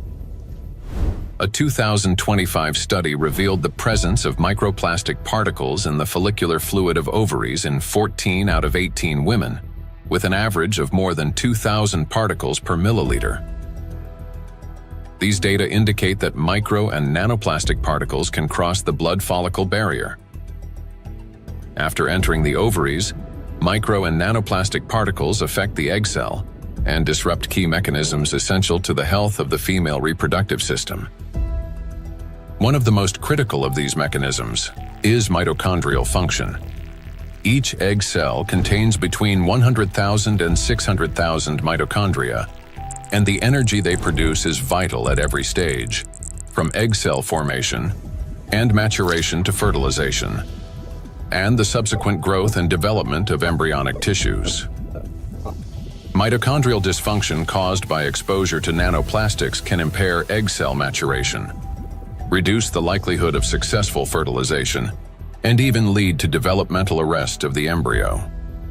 Accumulation of nanoplastics in reproductive organs can be one of the main causes of infertility. According to the World Health Organization, today, about 17.5% of adults, that is, about 1 in 6 people in the world, face infertility. Given the global spread of plastic pollution, Professor of Environmental Medicine and Reproductive Health, Dr. Shanna Swan predicts that by 2045, the world's population may become completely infertile. Micro and nanoplastics affect the emergence of life. During pregnancy, a woman's body creates ideal conditions for the growth and protection of the fetus. However, even the placenta, the body's primary barrier between mother and child, cannot stop plastic nanoparticles from crossing through. A research team led by Antonio Ragusa made a landmark discovery when they detected microplastic particles in the human placenta for the first time. Their findings showed that plastic can penetrate a place where no artificial material had ever been found before, the very environment where new life begins. I was in a wonderful place in Italy, in Sardinia, a place called Piscinas, in Sulcis, in the southwest of Sardinia, where the old mining areas are. It's a very remote, beautiful spot where there's nothing around for 6 or 7 kilometers. While I was walking, I suddenly saw these bright, colorful, sparkling things on the beach. I asked my wife, "What is this?" She looked at me a little puzzled and said, "Well, it's plastic." I said, "Plastic? How could plastic get here when there's nothing for 7 or 8 kilometers in any direction?" She looked at me again, with an expression that made it clear how little I understood, and said, "It comes from the sea, of course." And that's when something clicked in my mind. If plastic can spread through the ocean and end up in such untouched places, then it could also reach the inside of the womb, and so inside the bodies of babies. Naturally, from that intuition, I started pursuing this line of research. I'm a gynecologist. I help deliver babies. So I knew about plastics as much as everyone else, until a certain point. But I began reading and studying, and I reached out to some scientists who worked with microscopes. One of them was a brilliant professor working on the opposite side of Italy, in the Marsh region. She used a Raman microscope. A Raman microscope allows you to examine tissues and determine whether they have plastics inside them. Now we call it plastics, for simplicity. But of course, the term plastics covers a wide range of materials. There are dozens and dozens of different plastics. Let's say they are tiny pieces, polymers, that is, infinitely repeated tiny pieces of certain materials that we use every day, throughout the day. So we sent placentas to this professor, and she did an excellent job. She was able to locate and identify plastics inside placentas for the first time. The article we published in 2021 caused a bit of a scandal because the idea of plastics inside the placenta, inside our babies, was shocking to people. Because the plastic we find in the oceans is the same plastic we ultimately find in children. Micro and nanoplastics affect a child in the womb. Plastic triggers inflammation and disrupts blood flow in the placenta. This means the fetus receives less oxygen and fewer nutrients, increasing the risk of intrauterine growth restriction, hypoxia, and preterm birth. The more plastic there is in the placenta, the more likely it is that babies, unfortunately, are born prematurely. And these babies also tend to be smaller compared to those with lower levels of plastic exposure. We have to recognize that premature birth is the main problem facing humans today. In Italy, it's about 7%. In the United States, where the healthcare system is clearly less effective than Italy's, 12% of babies are born prematurely. So, in this sense, an increase in this number would mean an even greater burden for humanity, biologically, for families, and for everyone involved, and of course, economically, for those who care about costs. We know that these particles can be taken up by these particles going through the placenta and then being found in the embryo, and therefore indicating that already in very early life we have an exposure also to the embryo. The electrostatic charge carried by nanoplastics is especially dangerous in embryonic tissues, where even minor disruptions can lead to developmental abnormalities. In other words, nanoplastics begin harming the child's body even at the very earliest stages of its formation. Over the past 2 decades, physicians have documented an alarming increase in congenital birth defects. For instance, Chinese researchers have found that in China, the rate of such defects has nearly tripled. Similar trends have been observed in other countries. One of the fastest-growing congenital abnormalities in newborns is gastroschisis, a defect of the anterior abdominal wall in which loops of the intestine and sometimes other organs protrude through an opening in the abdominal cavity. The prevalence of this defect has increased over the past 3 decades. For instance, in the United States between 1995 and 2012, the percentage increase in gastroschisis ranged from 68% to 263%. An increasing number of children are also being born with hypospadias, a condition in which the urethral opening in boys is located in an abnormal position. In the United States, the incidence of hypospadias has risen by approximately 17% over the past 20 years. A recent growing number of cases involving congenital heart defects, Down syndrome, and other developmental anomalies have also been reported. Impact of micro and nanoplastics on children after birth. After birth, children continue to be exposed to micro and nanoplastic particles. Plastic baby bottles, food packaging, and toys are all sources of contamination. When a baby bottle containing warm water is shaken, up to 16 million microplastic particles per liter can be released. Hot water and sterilization further accelerate this process. As a result, infants are exposed daily to millions of microplastic particles and trillions of nanoplastics. Scientists have even detected microplastic in human breast milk. Research has shown that nearly 40% of breast milk samples, one of the most essential sources of infant nutrition, already contain hazardous plastic microparticles. Due to their higher metabolic rate and breathing frequency, children take in more air, water, and food per unit of body weight than adults.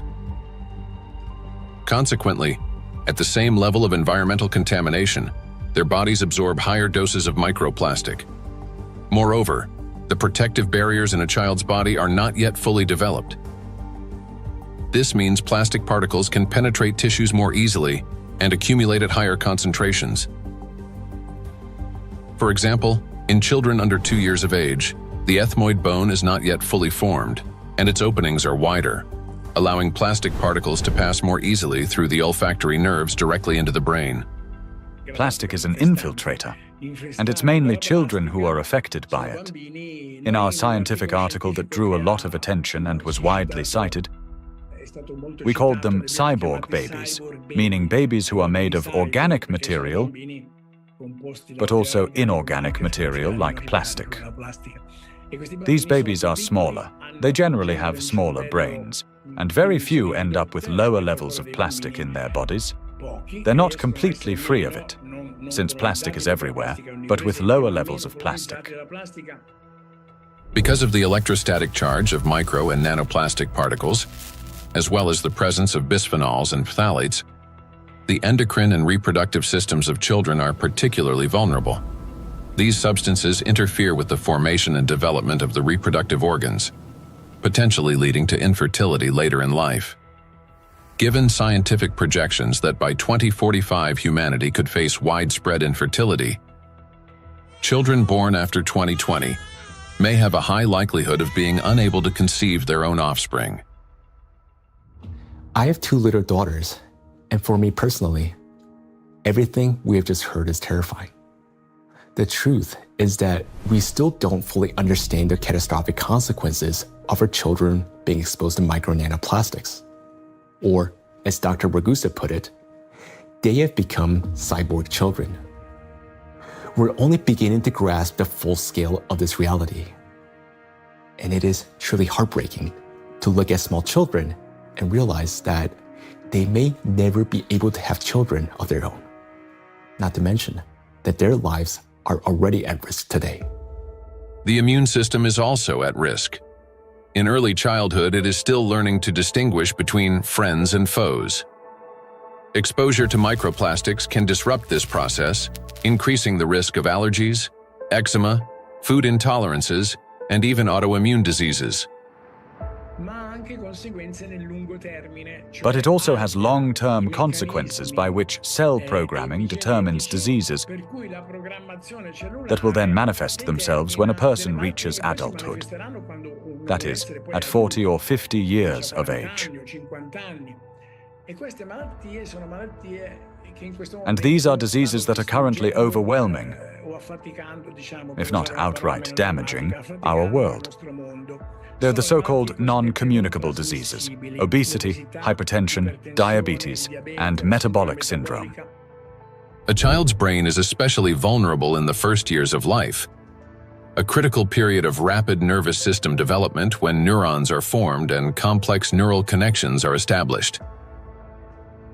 However, electrostatically charged nanoplastic can interfere with these delicate processes by inducing inflammation, damaging immature nerve cells, and impeding their development.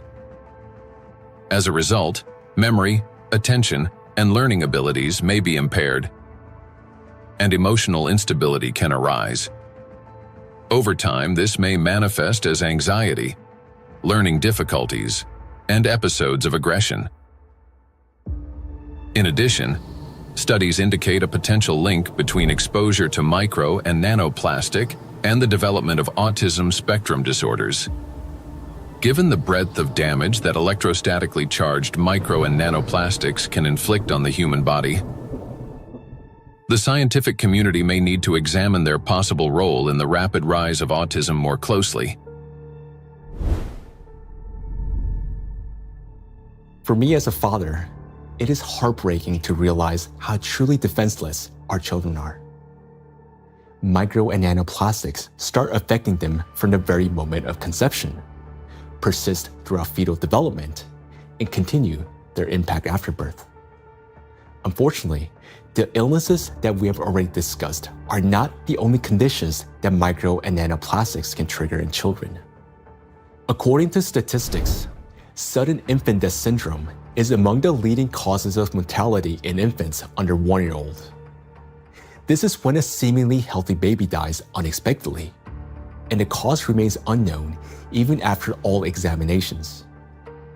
The number of such tragedies is rising rapidly.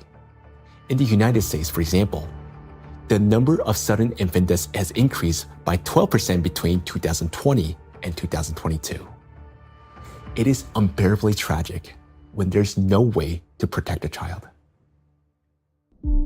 micro and nanoplastics and sudden infant death syndrome. Since nanoplastics can cause chronic inflammation in any tissue they penetrate, they can disrupt the formation of neural connections even before birth, including in the regions of the fetal brain that control breathing and heart function. After birth, the damaging influence of electrostatically charged nanoplastics continues. An infant's nervous system is still developing and remains highly unstable. Therefore, even minor disturbances in signal transmission can lead to respiratory or cardiac arrest. These very functions are often impaired in infants who die from sudden infant death syndrome. Moreover, when micro and nanoplastics damage mitochondria, the affected cells begin producing less energy. To compensate for this deficit, they increase the number of copies of mitochondrial DNA and expand their population of mitochondria. Studies have shown that children who died from sudden infant death syndrome had a significantly higher number of mitochondrial DNA copies in their cerebral cortex compared with control groups, suggesting that this number may serve as a biomarker in cases of sudden infant death syndrome. Thus, exposure to micro and nanoplastics may be a key factor in the development of sudden infant death syndrome, as well as in a range of pathologies that contribute to premature infant mortality. We're unable to protect ourselves, and worst of all, our children from the effects of micro and nanoplastics. While modern diagnostic equipment capable of accurately identifying the true causes of disease and death is still not available everywhere, we can say with high degree of confidence that nanoplastics contribute to the development of many illnesses and may accelerate their progression. In those rare cases where detailed postmortem examinations were conducted, researchers have found significant amounts of micro nanoplastic particles precisely in the affected organs and tissues. For example, in brain tissues, atherosclerotic plaques, malignant tumors, and other pathological formations. But despite millions of deaths every year, such investigations into the presence of these plastic particles are carried out only in isolated cases. There are two main reasons for this. First, many laboratories simply lack the equipment required to reliably detect micro and nanoplastics. Second, doctors and researchers, they rarely consider the possibility that these particles could potentially influence the development or outcome of the disease. Consequently, medical reports continue to list familiar diagnoses, although behind them may lie an overlooked factor: the impact of micro and nanoplastics on the human body. I understand that hearing this part of our investigation may have been very difficult. It was for me as well, believe me. But the impact of micro nanoplastics on all of us is not something we can continue to ignore. This is a crisis already underway, one that remained unnoticed for so long because the threat has been working silently within. Every day, and I'm not talking about every year or every month, but every single day, the amount of micro and nanoplastics around us continues to increase. Large plastic waste constantly breaks down into smaller particles, and these particles eventually enter our bodies through the food we eat, the water we drink, and the air we breathe. This means that with every meal, every sip of water, and every breath, huge quantities of nanoplastics enter our bodies and begin their destructive work. Their harmful effects on our cells grow in direct proportion to their concentration. And this is a scientific fact. What's even more alarming is that today, there is already so much micro nanoplastics accumulated in the ocean that it will be enough to destroy the entire biosphere, including humans, at least 3 times over. When we hear about threats of such magnitude, our instinct is to run away from them. And I understand that. It may feel like the only logical response is to eliminate plastic from our lives completely, or better yet, to take our family and move to some pristine corner of our planet. But would that really solve the problem? In fact, where could we possibly go to escape micro and nanoplastics? Finding solutions.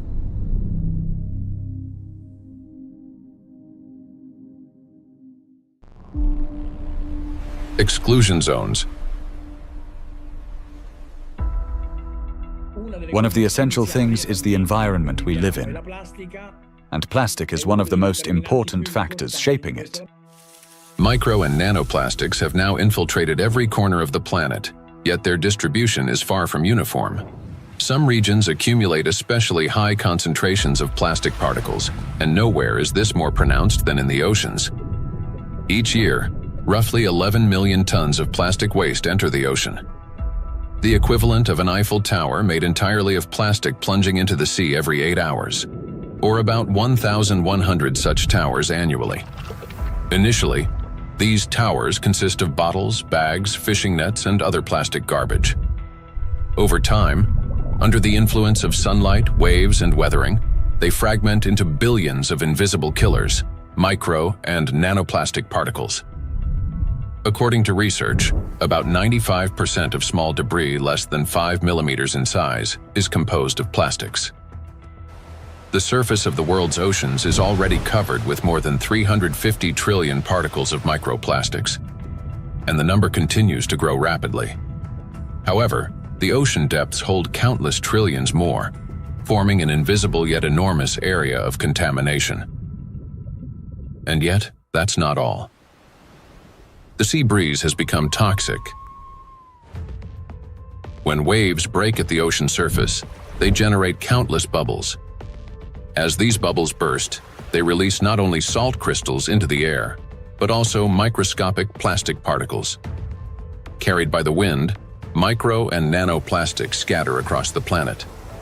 The stronger the wind and the higher the sea foam, especially during storms, the more particles lifted into the atmosphere.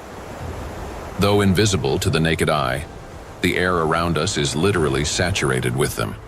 Each year, approximately 136,000 tons of microplastics are carried from the ocean to land by sea breeze. That is more than 370 tons every single day.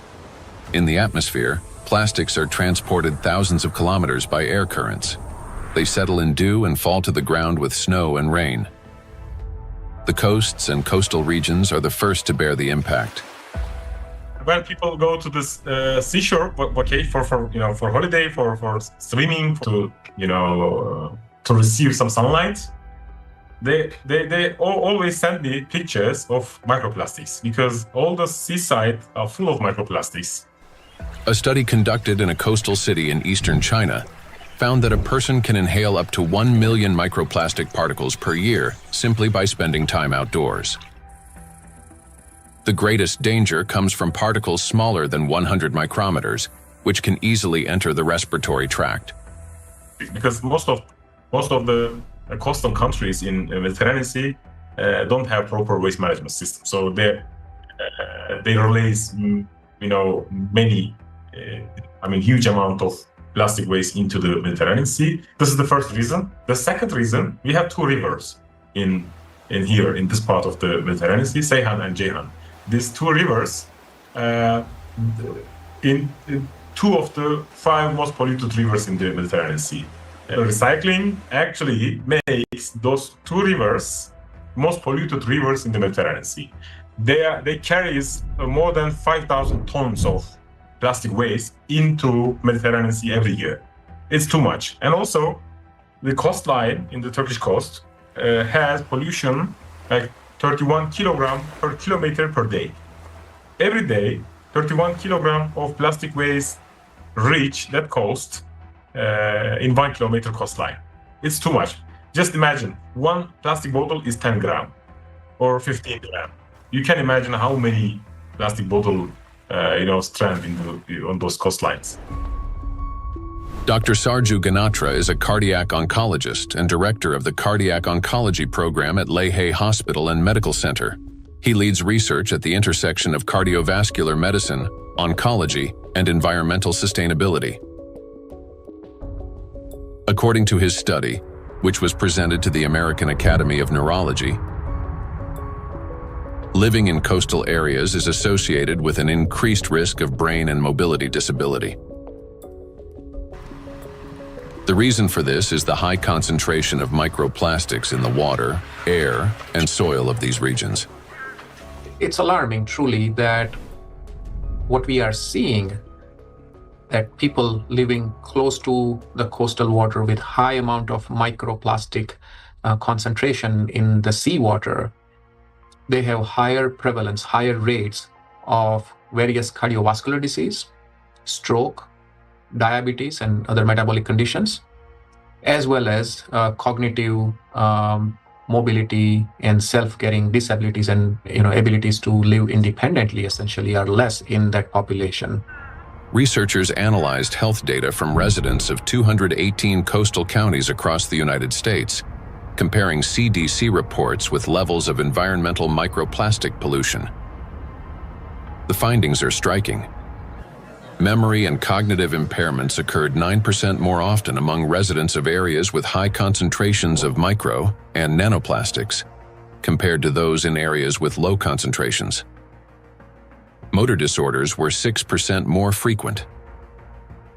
Difficulties with self-care, such as dressing or maintaining hygiene, were 16% more common.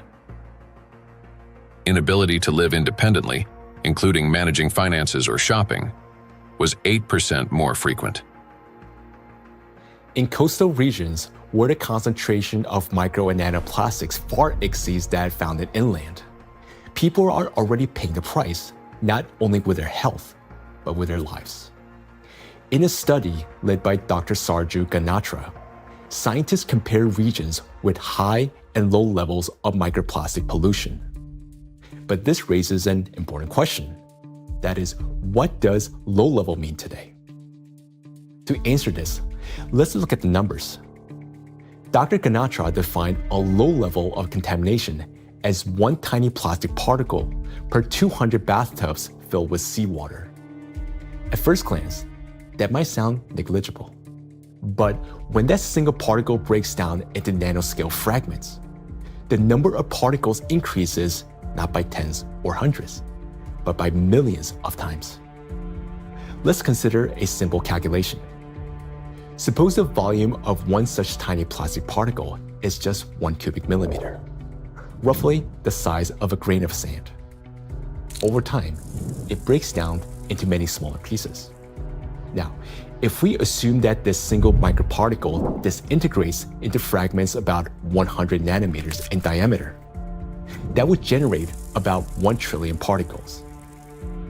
And if their size decreases to 10 nanometers, the number would skyrocket to 10 to the 15th, or 1 quadrillion nanoparticles, all from a single microparticle. So what does this mean in practice? It means that even one glass of such clean water, which hardly exists anymore, would potentially contain about 5 million nanoplastic particles. And for the human body, after drinking just one glass, at least 5 million cells will be put at risk. So can this so-called low level of contamination truly be considered safe? Each of those 5 million particles entering a body can trigger inflammation, cause hypoxia, and disrupt communication between neurons. Note that these effects aren't always immediately noticeable. A mild headache, occasional fatigue, anxiety, or difficulty concentrating. All these may be early warning signs of cognitive decline, neurodegenerative diseases, disability, and ultimately, death. These symptoms are particularly evident among people who live or spend significant time near the coastal regions. And the decline in their health is an early warning sign, a reflection of a much larger crisis unfolding across the world. Do you remember Professor Gundogan saying that the coastal countries of the Mediterranean don't have an adequate waste management system? Well, according to research, the concentration of microplastics in this region is about 4 times greater than North Pacific Ocean, where, by the way, the Great Pacific Garbage Patch is located. And in addition to 5 already known invisible garbage patches, researchers have identified a sixth garbage patch hidden in the Mediterranean Sea. It's called invisible because it consists mostly of microplastics. And unlike other oceanic garbage patches, which are at least far away from the densely populated coastline, this one is surrounded by 21 countries. It's a home to nearly 500 million people. We can say that this is the most dangerous garbage patch of the planet, because here, the plastic has already broken down into small sizes that are dangerous for life. Everyone living in the Mediterranean is constantly breathing air with an extremely high concentration of micro-nanoplastics. This is an extremely dangerous zone that should have been long ago been designated as an exclusion zone. Now, recall the battery example and imagine how many charged particles are present and how much energy is concentrated there. That's why the Mediterranean Sea is warming faster than the rest of the world's oceans. This is very serious because Mediterranean plays a key role in shaping the climate of Europe and the Mediterranean countries. It affects the weather patterns, rainfall distribution, and even the ecosystems of the entire region. It is precisely this extreme warming here, driven by micro and nanoplastics, that is intensifying the climate anomalies, extreme weather events, and even natural disasters throughout the Mediterranean. Meanwhile, the amount of micro and nanoplastics continue to rise with every passing minute. And what worries me personally is that people do not know this and continue traveling to these regions, often with their children, thinking that they're going there to rest and recharge, when in reality, they're entering a zone of extreme danger. So the things that once symbolized health, freedom, and luxury, a yacht on an open water, a villa by the sea, or even a private island in the ocean, they're now slowly turning into exclusion zones. For now, this problem is mainly recognized by scientists, but it will soon become impossible for the public to ignore. And when that moment comes, mass migration from coastal regions will be inevitable. Thus, if we fail to find a solution, the economic losses will be enormous, as the tourism industry will collapse and luxury resorts on the coast will be deserted. Yet, the threat doesn't end there, because the tiny plastics are constantly spreading by the atmospheric circulation and contaminating everything in its path. Borders just for human, not for particles. So all these small microplastics can travel long distances. We have done experiments on the samples in Siberia, on samples in the north and south and polar regions, and we found in many of those we found nanoplastics.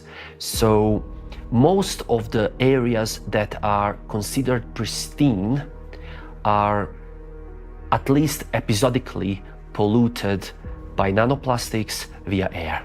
We measure around 20 nanograms per cubic meter of air on average. And this is pristine and clean air, and you think it is nothing here, but it's actually almost always something. Today, forests are also at risk of becoming exclusion zones, as they've already turned into massive reservoirs of micro and nanoplastics. I understand that our instinct, especially as parents, is to search for cleaner and safer places like coastlines and forests where the air feels fresher. But the paradox is that these very places have already become some of the most dangerous environments for human life. Let me give you an example. In a large city, an adult may inhale up to 106,000 microplastic particles during a 2-hour walk. Yet, in areas near the bodies of water, that number far exceeds that, and those 2 hours may be enough to trigger a cascade of diseases, whereas for some individual, a fatal outcome.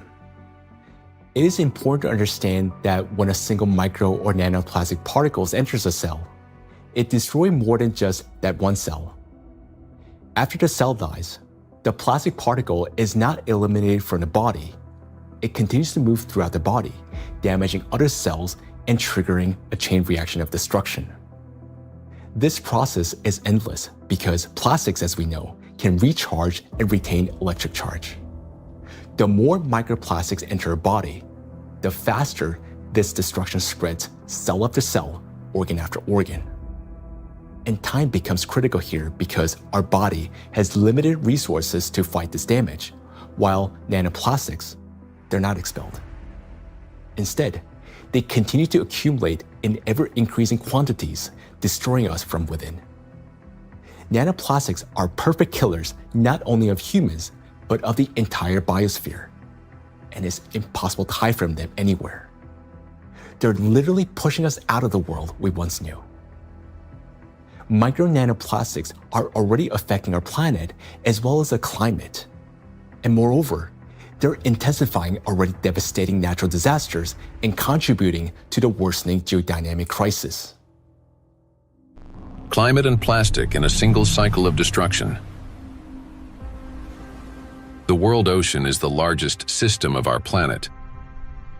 It regulates climate and serves as the main source of oxygen. The ocean and the atmosphere form a single, interconnected climate system. Water has a remarkable ability to absorb and store immense amounts of heat, increasing its temperature only gradually. The accumulated heat is then evenly redistributed across the planet and transferred to the atmosphere. This property of the ocean to efficiently dissipate heat from the Earth's interior protects the planet from extreme temperature swings and helps stabilize the climate. But massive contamination of the oceans with micro and nanoplastics is disrupting this finely tuned mechanism. Electrostatically charged plastic particles bind water molecules, forming hydrate shells around themselves. This alters the physical and chemical properties of ocean waters. This has already reduced its thermal conductivity and created pockets of overheated zones where heat can no longer dissipate. Consequently, overall ocean warming is accelerating. This topic is explored in greater detail in the documentary Anthropogenic Factor in the Ocean's Demise.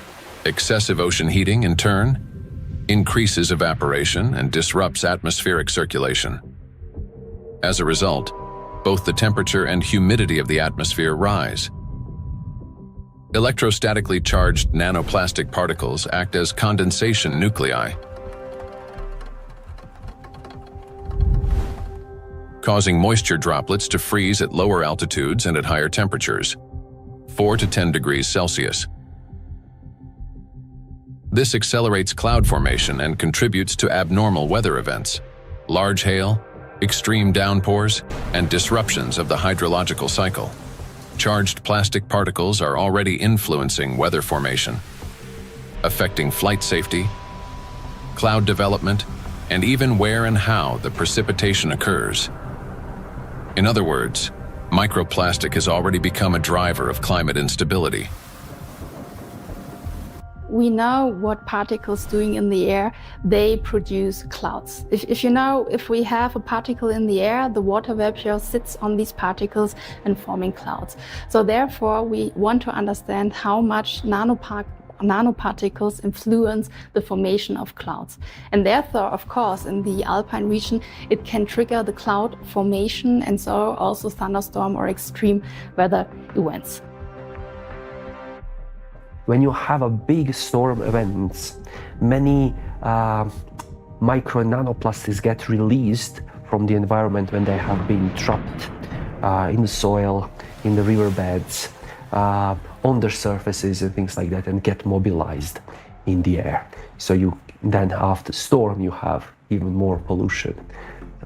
This process sustains itself, creating a feedback loop. Ocean warming increases water evaporation.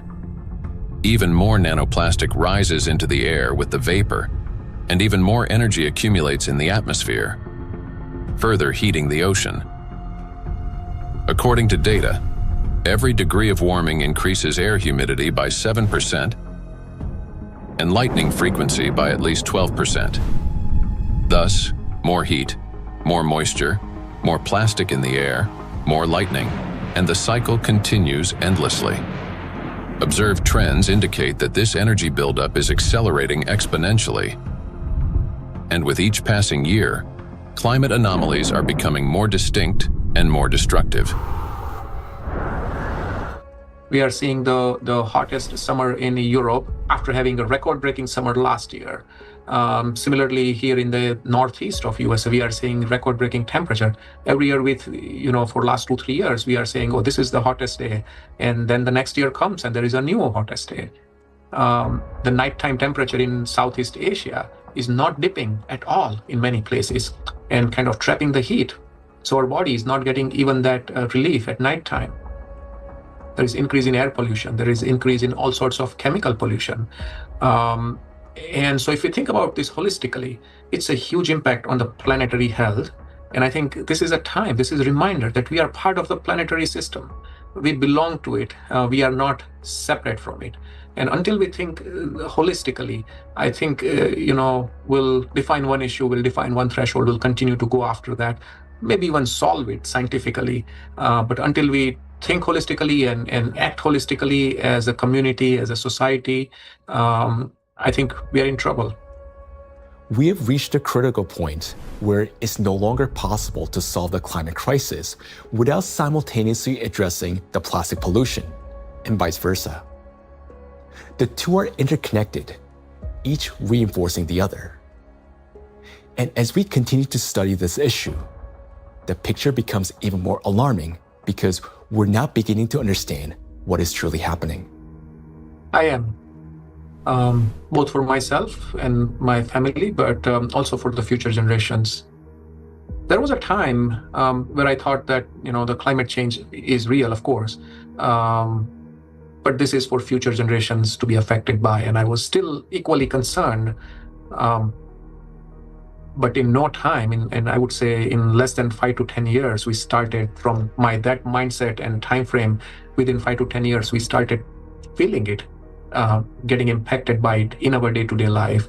And so it's more concerning than ever before. And the timeline, which was predicted previously, has shortened exponentially. The impact we are seeing on a global climate, from ambient air to the thinning of the Arctic ice. And it's not linear model, right? I mean, the physics is going to play out. The thinner the ice, it's going to take much less amount of time to melt it, even the same volume, in a much shorter period of time. So I think these timelines are really concerning, and I am afraid, yes. Indeed, many signs indicate that our planet's energy balance has been disrupted, and natural processes are intensifying exponentially. Consequently, we may have less and less time to respond, and nanoplastics are playing a key role in this acceleration. In the past, excess heat from the Earth's interior was removed gradually, step by step, yet effectively. It was first partially absorbed by the oceans, and then transferred into the atmosphere, and then finally released into the space. This sequential process prevented excess energy from accumulating within the Earth's interior or the atmosphere, allowing the planet to cool and reduce the thermal load on the inner layers. But today, this natural mechanism has been disrupted. Nanoplastics no longer merely affect the climate, but they also exacerbate the geodynamic crisis and intensify natural disasters by obstructing the release of heat from our planet's interior. The role of micro nanoplastics in this process is described in detail in the report on the progression of climate catastrophes on Earth and their catastrophic consequences. So our entire planet is contaminated with micro and nanoplastics, and we have nowhere to escape to. These particles are in us, in our children, disrupting and destroying more and more cells in our bodies. This is why confronting plastic pollution is no longer optional. It is essential for our survival. The first and most obvious step may appear to be eliminating the use of plastic and recycling the waste that has already accumulated. But we must ask ourselves, will that truly be enough? The illusion of addressing plastic pollution. Even if we were to stop plastic production today, even if the last plastic bottle we discard today, it's going to last there in our oceans for at least 400 plus years. And then the journey of micro nanoplastic begins. And so we have a poster in our cafeteria where we say that, you may not see your grandkids or great-great-great-grandkids, but I will, saying the plastic bottle. And I think that's true. If we look at the scale of plastic pollution in the oceans, it becomes clear that a complete cleanup can take millennia. Today, the world ocean contains about 200 million tons of plastic waste. Meanwhile, every year, around 20,000 tons are extracted. That's less than 1/100th of 1%, a negligible fraction compared to the existing volume. At this rate, fully cleaning the ocean would take about 10,000 years. And that's only if we stopped all plastic entering the ocean starting today. Plastics are entering the environment currently at a rate that far exceeds our capacity to remove it from the environment or to mediate the wastes. Let's assume humanity achieves a technological breakthrough, invests enormous resources, and increases cleanup efficiency 5-fold. Even then, the process would still take around 2,000 years. In reality, we cannot cope even with the current annual influx of pollution, let alone eliminate the consequences of what has been accumulating for decades. Not only are we unable to remove all the plastic that has built up in the biosphere, but attempting to do so could also endanger living organisms. There are some organization initiatives, they are trying to collect the waste, accumulate that garbage patches, at locations. They are also collecting nullstone, the organisms living just the 15 centimeter of the first layer of top ocean. So those organisms, using that, those artificial material as a, hunting ground, nesting ground, feeding ground, or, they are laying egg on those plastics. So when you remove all these plastics, you also remove all those organisms. So because removal itself also another problem. So once plastics get in the environment, there is no proper and harmless way of removing these plastics from those environments.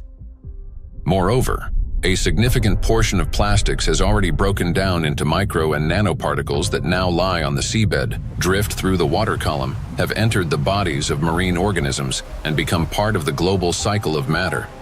These particles cannot be captured with nets or collected manually. This means that simple mechanical removal of plastics from the environment, even under the most optimistic scenario, will not solve the problem. We are no longer dealing with debris that can simply be picked up, but with nanoparticles carrying an electrostatic charge.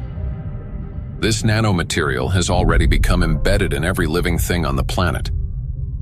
And even if we succeeded in removing every plastic bottle and every wrapper from the ocean, one question would still remain. What happens next? We still do not have a safe method for disposing of the mountains of plastic waste we would collect. There's mismanaged waste on land all around the planet in informal dump sites. Some waste has been incinerated, some of it commercially in incinerators that may or may not have appropriate screens and filters to collect associated chemicals that might be released. But of course, a lot is burned in open burning scenarios in countries that are not wealthy enough to own the appropriate waste management facilities to deal with the plastic waste that is exported to them by other nations. And then some of it, of course, will have gone into so-called recognized waste management systems, but which might include burying it beneath the ground in landfill, where, of course, it could return to present problems in the future, or indeed incinerating it in commercial incinerators. But depending on the quality of incinerator, of course, there's concerns about the emissions from those incinerators. Burning plastics, whether in backyard fires or industrial incinerators, does not solve the problem. It merely transforms them into a more dangerous form. When heated or burned, large plastic items break down into micro and nanoplastics that disperse into the air, settle onto surfaces, and enter water and soil with precipitation. The apparent disappearance of plastic in flames is an illusion. Burning simply accelerates the fragmentation of plastic into the tiniest particles many times over, into the very micro and nanoplastics that pose the greatest danger to human health. And it is precisely these electrostatically charged particles that can penetrate deep into the body, including the brain and other cells, where they trigger a wide range of diseases.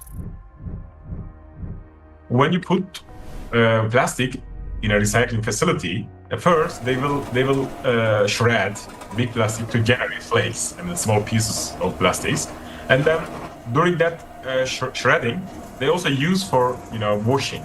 They have to wash to remove some unwanted material on plastics. During that washing, material lose many.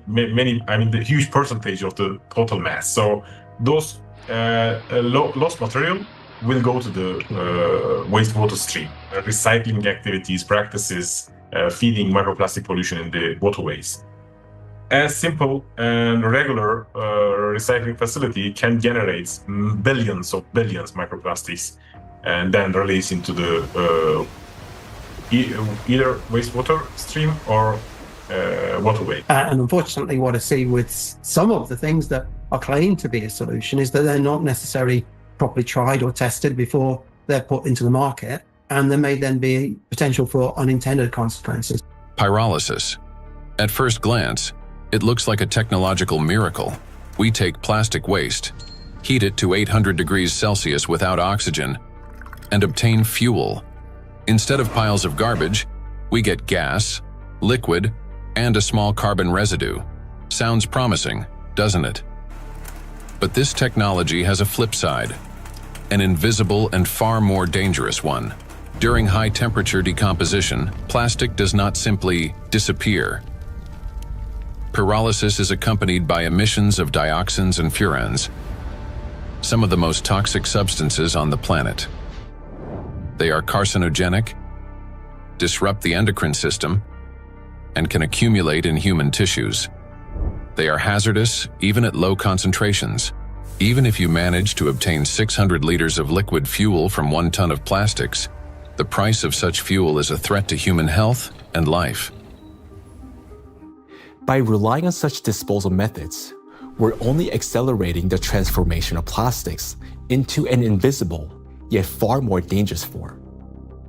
Let me remind you that the amount of micro and nanoplastics present in the ocean alone is already more than enough to destroy our entire biospheres, including the humankind 3 times over.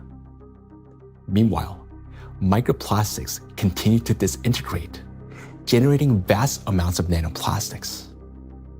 Recall Dr. Kenner's example. A single microplastic particle can fragment into billions of nanoparticles. And with countless microplastics already present everywhere, constantly breaking down into even smaller fragments, this process is driving the destruction of humanity and of everything around us. Today, many people have started turning this crisis into a business, inventing all sorts of methods that supposedly remove microplastic from the body. And people are willing to pay large sums for these treatments. But the real question is, do they actually work? False hope. Today, in healthcare and even in some scientific circles, there's growing discussion about alleged methods to cleanse the human body of microplastics. A variety of approaches are being promoted, including plasmapheresis, hemosorption, mechanical filtration devices, dietary adsorbents, and so-called natural supplements claiming to detoxify the body. At first glance, it all sounds reasonable. If there's something toxic in the body, it should be removed. But the truth is that these methods don't actually solve the problem. I don't think any scientifically proven techniques exist to filter out the micro nanoplastic from the blood. It gets deposited in the organs themselves, which is not really something you can filter out by sending the blood to some filtration machine. Nanoplastics have already penetrated inside human cells. They are not just circulating in the bloodstream like an unwelcome guest you can simply escort out. They have become part of the body's internal environment.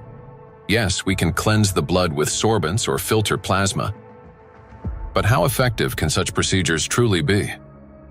we started this plastic production and the usage of these materials, which have a lot of, positive effects. That we in the hospital, I just, when I look around in my, daily work environment, I guess that 80% of everything I touch in the hospital is of plastic, starting with my gloves. And probably 80-90% of the machine itself is made of the plastic. And that's a very important point for healthcare. What's more, the very solutions used for blood purification procedures also contain plastics. When you get sick, you are going to a hospital, you probably will go to the hospital for treatment, and then they will give you some solutions, some infusions, like they will put something inside your vein, and then they transfer some liquid from plastic package to your blood system. So those intravenous solutions has at least 62 microplastic particles per liter. So this is direct transfer exposure microplastic to human system, blood system. So we end up with a paradox. We are using plastics to try to eliminate the consequences of plastics. Such procedures may indeed reduce the overall toxic load, but they don't address the core issue. They don't extract plastic from cells, don't neutralize its electrostatic charge, don't restore disrupted signaling pathways, and don't protect the brain, immune system, or mitochondria. An individual has every right to try such methods. It is their personal choice, but it's important not to harbor illusions. Those procedures will not restore lost health. Moreover, plastic isn't just a material used for packaging and household goods. It is the backbone of modern industry, healthcare, transportation, electronics, construction, and even space technology. It's the second most common material on Earth after concrete, so it's extremely widespread. I think going forward, it's going to be really important that we retain the important uses of plastic, because plastics are not here the enemy. It's not a treaty about not producing plastics. It's a treaty about ending plastic pollution, not ending the production of plastics. And plastics have the potential to bring clear societal benefit. That is why the main goal today isn't to stop plastic production, but to find ways to reduce the impact of micro and nanoplastics on human health and the environment.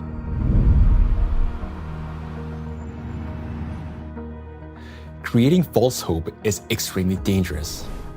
It arises from a misunderstanding of reality and from basic ignorance. We must remember that the most dangerous plastic particles are those small enough to penetrate our cells. And once micro and nanoplastics enter our cells, they cannot be filtered out or removed. They become part of the body and slowly destroy us from within. The most serious problem is that we have no control over how much of this material enters us. Nanoplastics can even penetrate the skin, for example, when we swim in the sea or lie in the sun. And what can we do about nanoplastics that, once inhaled, travel directly to the brain and begin destroying neurons? Nanoplastics are among the most dangerous substances for the biosphere and for all life, including humanity. Yet, abandoning plastics altogether will be senseless because doing so would cause enormous global losses.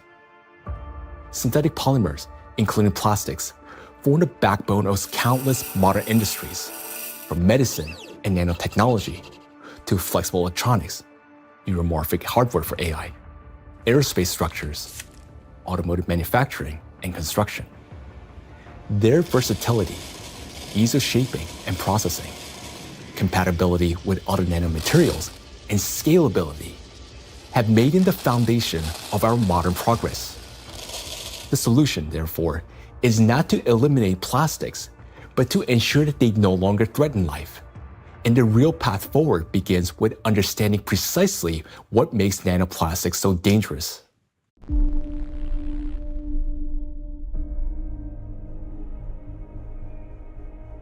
Now, we already know that electrostatic charge is the basis for their destructive power. It is this charge that allows plastic particles to cling to membranes, cross biological barriers, including the brain, bind to proteins, and interfere with genetic processes. The charge transforms plastic from something inert into a tiny, yet powerful destructive force within the biosphere and humankind. Understanding this, the scientific group of ALLATRA was the first to propose a strategic direction, that is, to deprive nanoplastics of their ability to accumulate and retain electric charge. Note that countless nanoparticles exist around us, yet most do not penetrate or destroy our cells. Only plastics do because of their electrolyte behavior. Thus, if we can eliminate this property, then we can turn micro nanoplastics into inert and harmless particles that no longer pose danger to us or to the biosphere.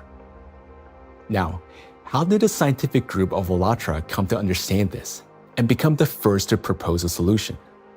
The answer goes back many years and to the work of Dr. Igor Danilov, a vertebrologist and researcher who spent many years studying spinal diseases. Over 20 years ago, he was actively engaged in scientific research focused on investigating degenerative processes in intervertebral discs.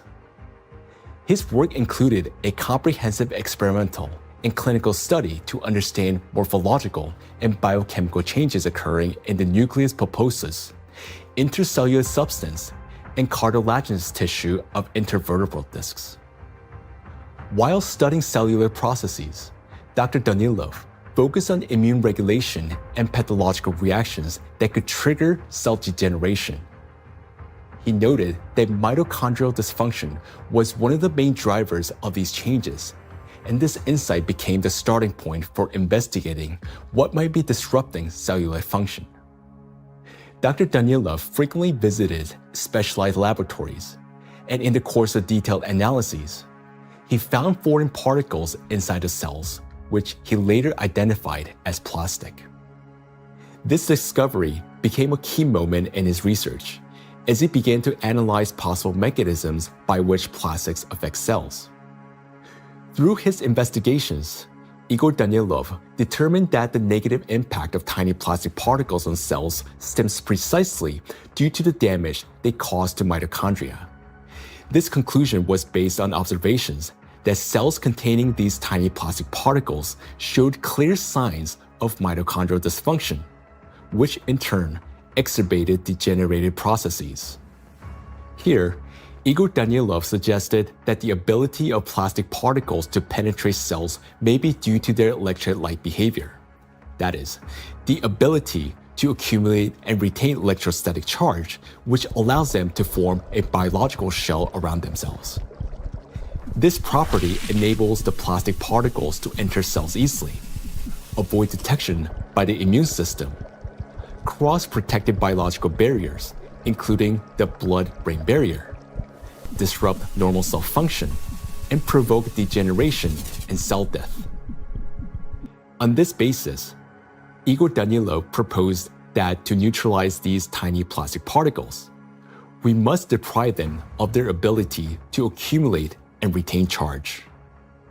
He shared his findings and projections about the harmful effects of tiny plastic particles with his colleagues from various medical fields, including surgeons, oncologists, cytologists, pathologists, and geneticists, as well as with biologists and chemists.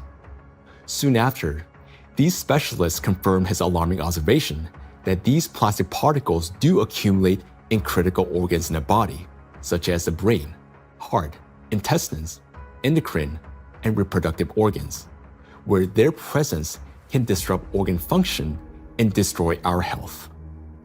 Igor Danilov's predictions were deeply concerning, especially in light of global trends, the rising production of plastics and the growing accumulation of plastic waste in oceans and ecosystems.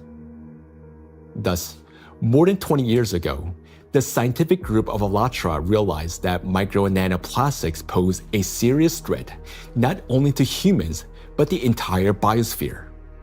And each year, The number of these particles continues to grow, worsening the situation amid accelerating climate and geodynamic changes on the planet. The implications are far-reaching. If we can eliminate the charge from micro-nanoplastics, we will not only eliminate their destructive impact on human health, but also remove the excess energy accumulating in the biosphere, the energy that currently fuels the geodynamic crisis and intensifies natural disasters. Thus, plastic would no longer act as a destabilizing factor, and many planetary threats could be mitigated at once if we can find a way to deprive nanoplastic of their ability to accumulate and retain charge. The question is, how can we achieve this? Well, let's be honest. This task is extremely difficult.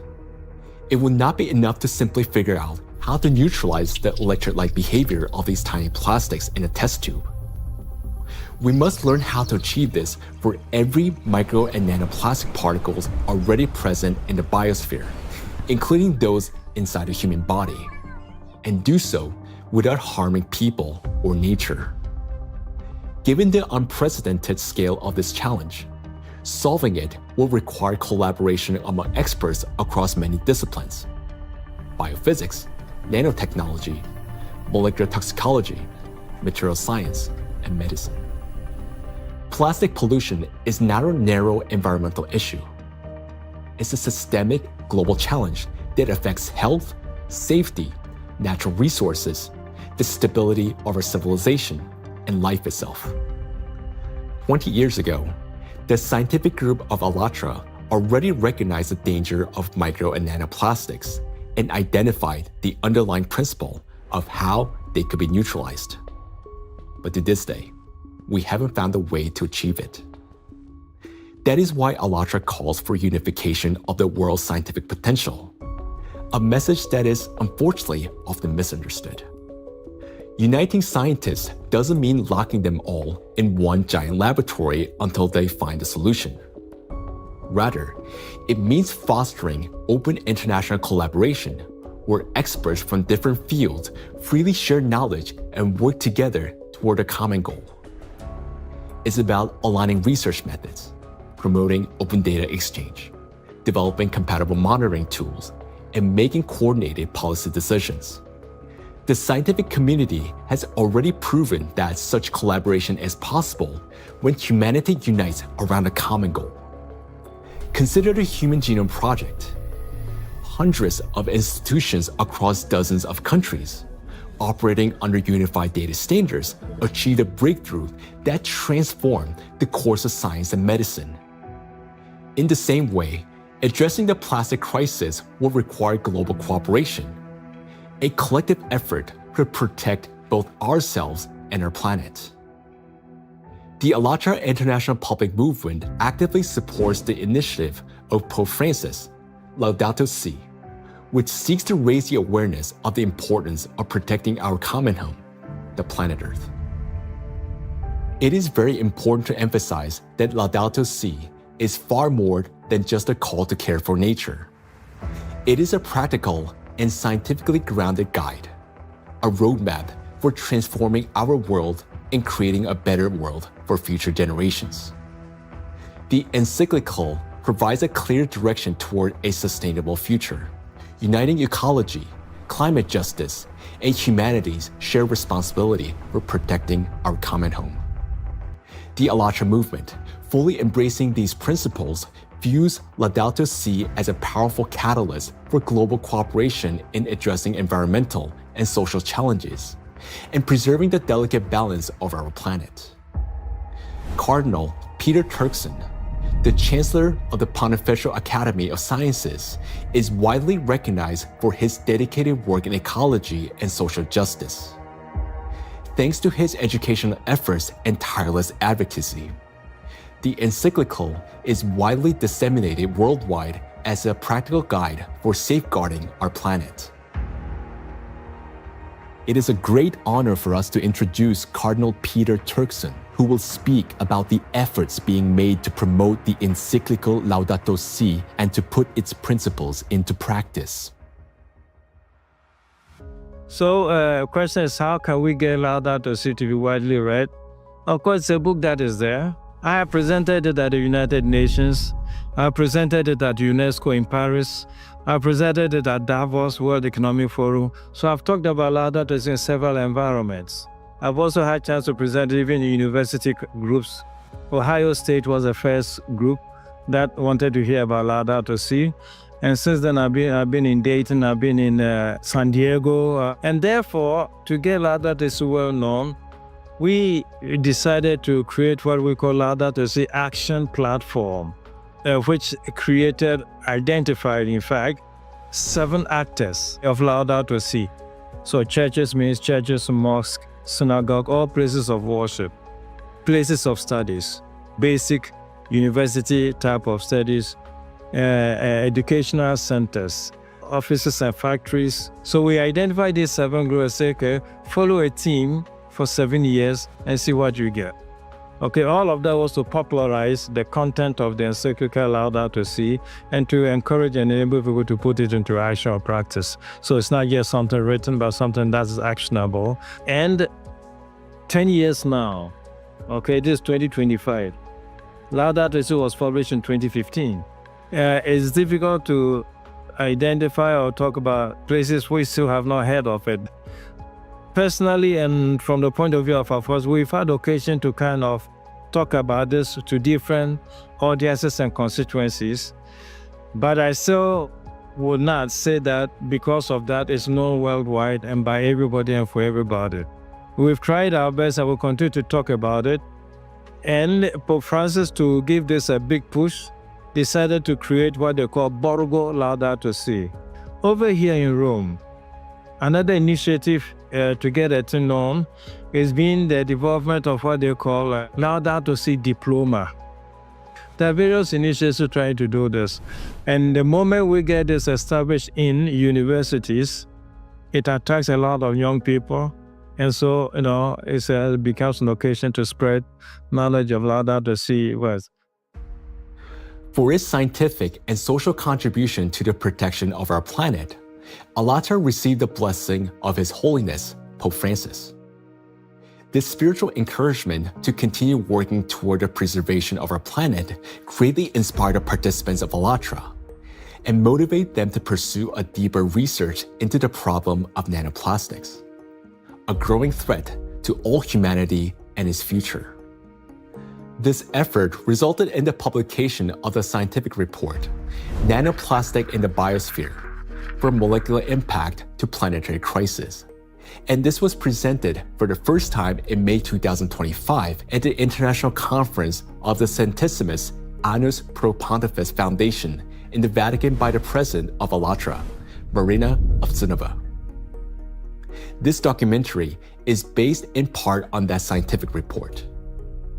Such fundamental study into the threat of nanoplastics became possible through the international cooperation between the scientific group of ALLATRA and the Bolivian Catholic University, San Pablo.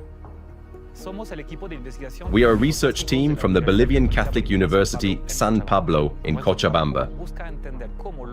Our work seeks to understand how micro and nanoplastics circulate through our environmental matrices, how they interact with other pollutants, and what implications this has for human health and the biosphere.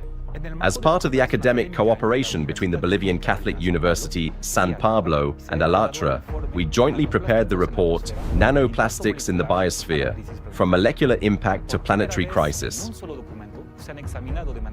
For the first time, a single document brings together comprehensive data on how micro and nanoplastics spread through the biosphere, enter food chains, and harm human health and ecosystems. The report is the result of an extensive interdisciplinary analysis that encompasses ecological, climatic, medical, physical, and chemical aspects of the harmful impact that micro and nanoplastics exert on the biosphere and human health.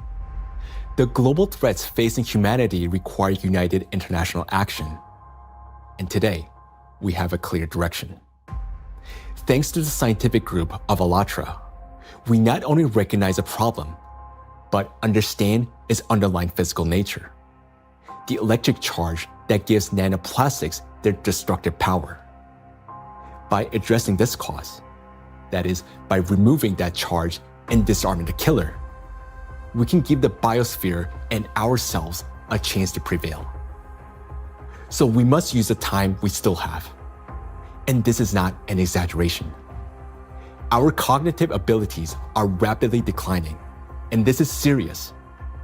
It is a result of nanoplastics accumulating in our brains. You may already notice it in yourself and those close to you. Unless we act, it will only worsen year after year. And now, you will learn why. The age of intellectual extinction. Throughout the 20th century, scientists observed a trend. Since 1932, IQ scores had been steadily rising. This phenomenon became known as the Flynn effect. However, among generations born after the 1970s, the rise in IQ has reversed to a gradual decline. Mandatory IQ tests for military personnel in various countries show a decline in scores since the mid-1990s. According to another study conducted between 2006 and 2018 at Northwestern University, Americans showed a decline in IQ across 3 out of 4 cognitive areas. This decline in average IQ has been termed the reverse Flynn effect. In 2025, the scores of U.S. high school students on major math and reading tests dropped to the lowest levels ever recorded. Their average math score was the worst since the current version of the test was introduced in 2005, while reading scores were the lowest since testing began in 1992. Similar trends have been observed in other countries. The steady decline in IQ continues to this day. Intelligence scores are no longer rising. They're slowly, but surely falling. But what lies behind this troubling trend? One important correlation stands out. The decline in average IQ coincides with the exponential rise in plastic production and pollution. Take a look at the graphs. The more plastic, and therefore the more micro and nanoplastics in the environment, the lower the IQ. This shows a clear link between increasing the amount of plastics and declining cognitive abilities. And that is deeply alarming. This isn't just a statistical correlation. As plastic production has skyrocketed, our daily exposure to micro and nanoplastics has risen with it. Charged plastic particles can easily pass through biological barriers, including the blood-brain barrier. Once inside the brain, nanoplastic particles accumulate not only in neurons, but also in glial cells, the very cells that nourish and protect neurons and help form neural connections. There are many more glial cells in the brain than neurons themselves.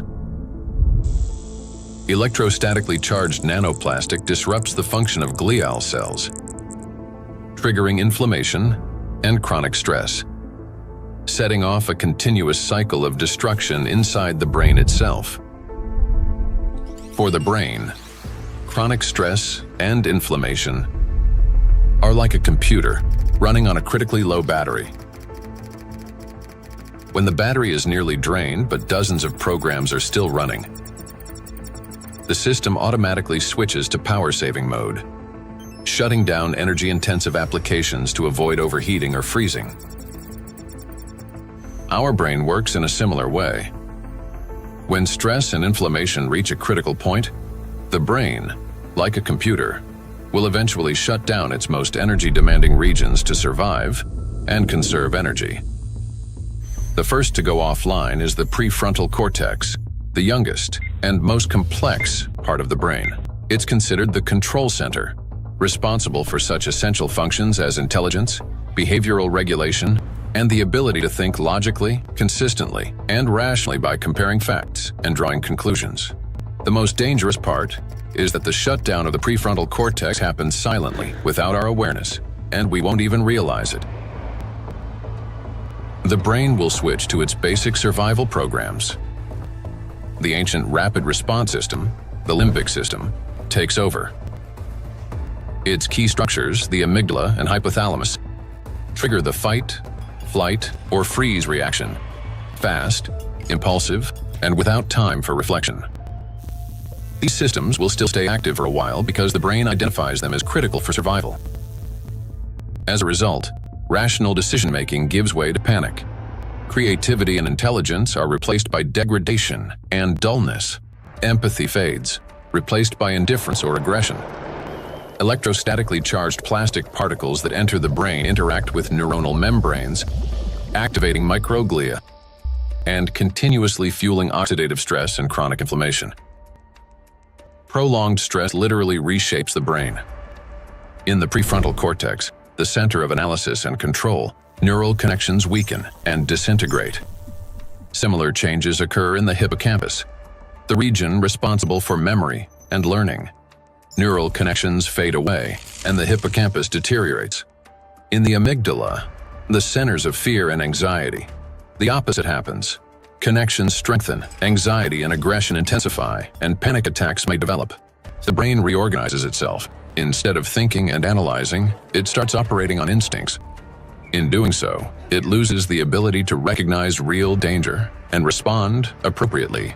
This isn't a temporary reaction. It's a fundamental restructuring of the brain. The capacity for learning, cooperation, and rational decision-making declines. This may help explain global trends we see today in society. A decline in average intelligence, a rise in anxiety and depression, an increase in aggression, impulsivity, and issues in social relationships. As the amount of plastic in the environment continues to grow, the reverse Flynn effect will only become more pronounced. People won't just become less intelligent, they won't even realize it. They'll become captives of a reality distorted by their own brains. As a result, humanity will lose the ability to perceive the world, events, and even obvious threats adequately. They'll no longer be able to connect facts logically, and therefore will lose the ability to make sound decisions. That will mark the end of human thinking.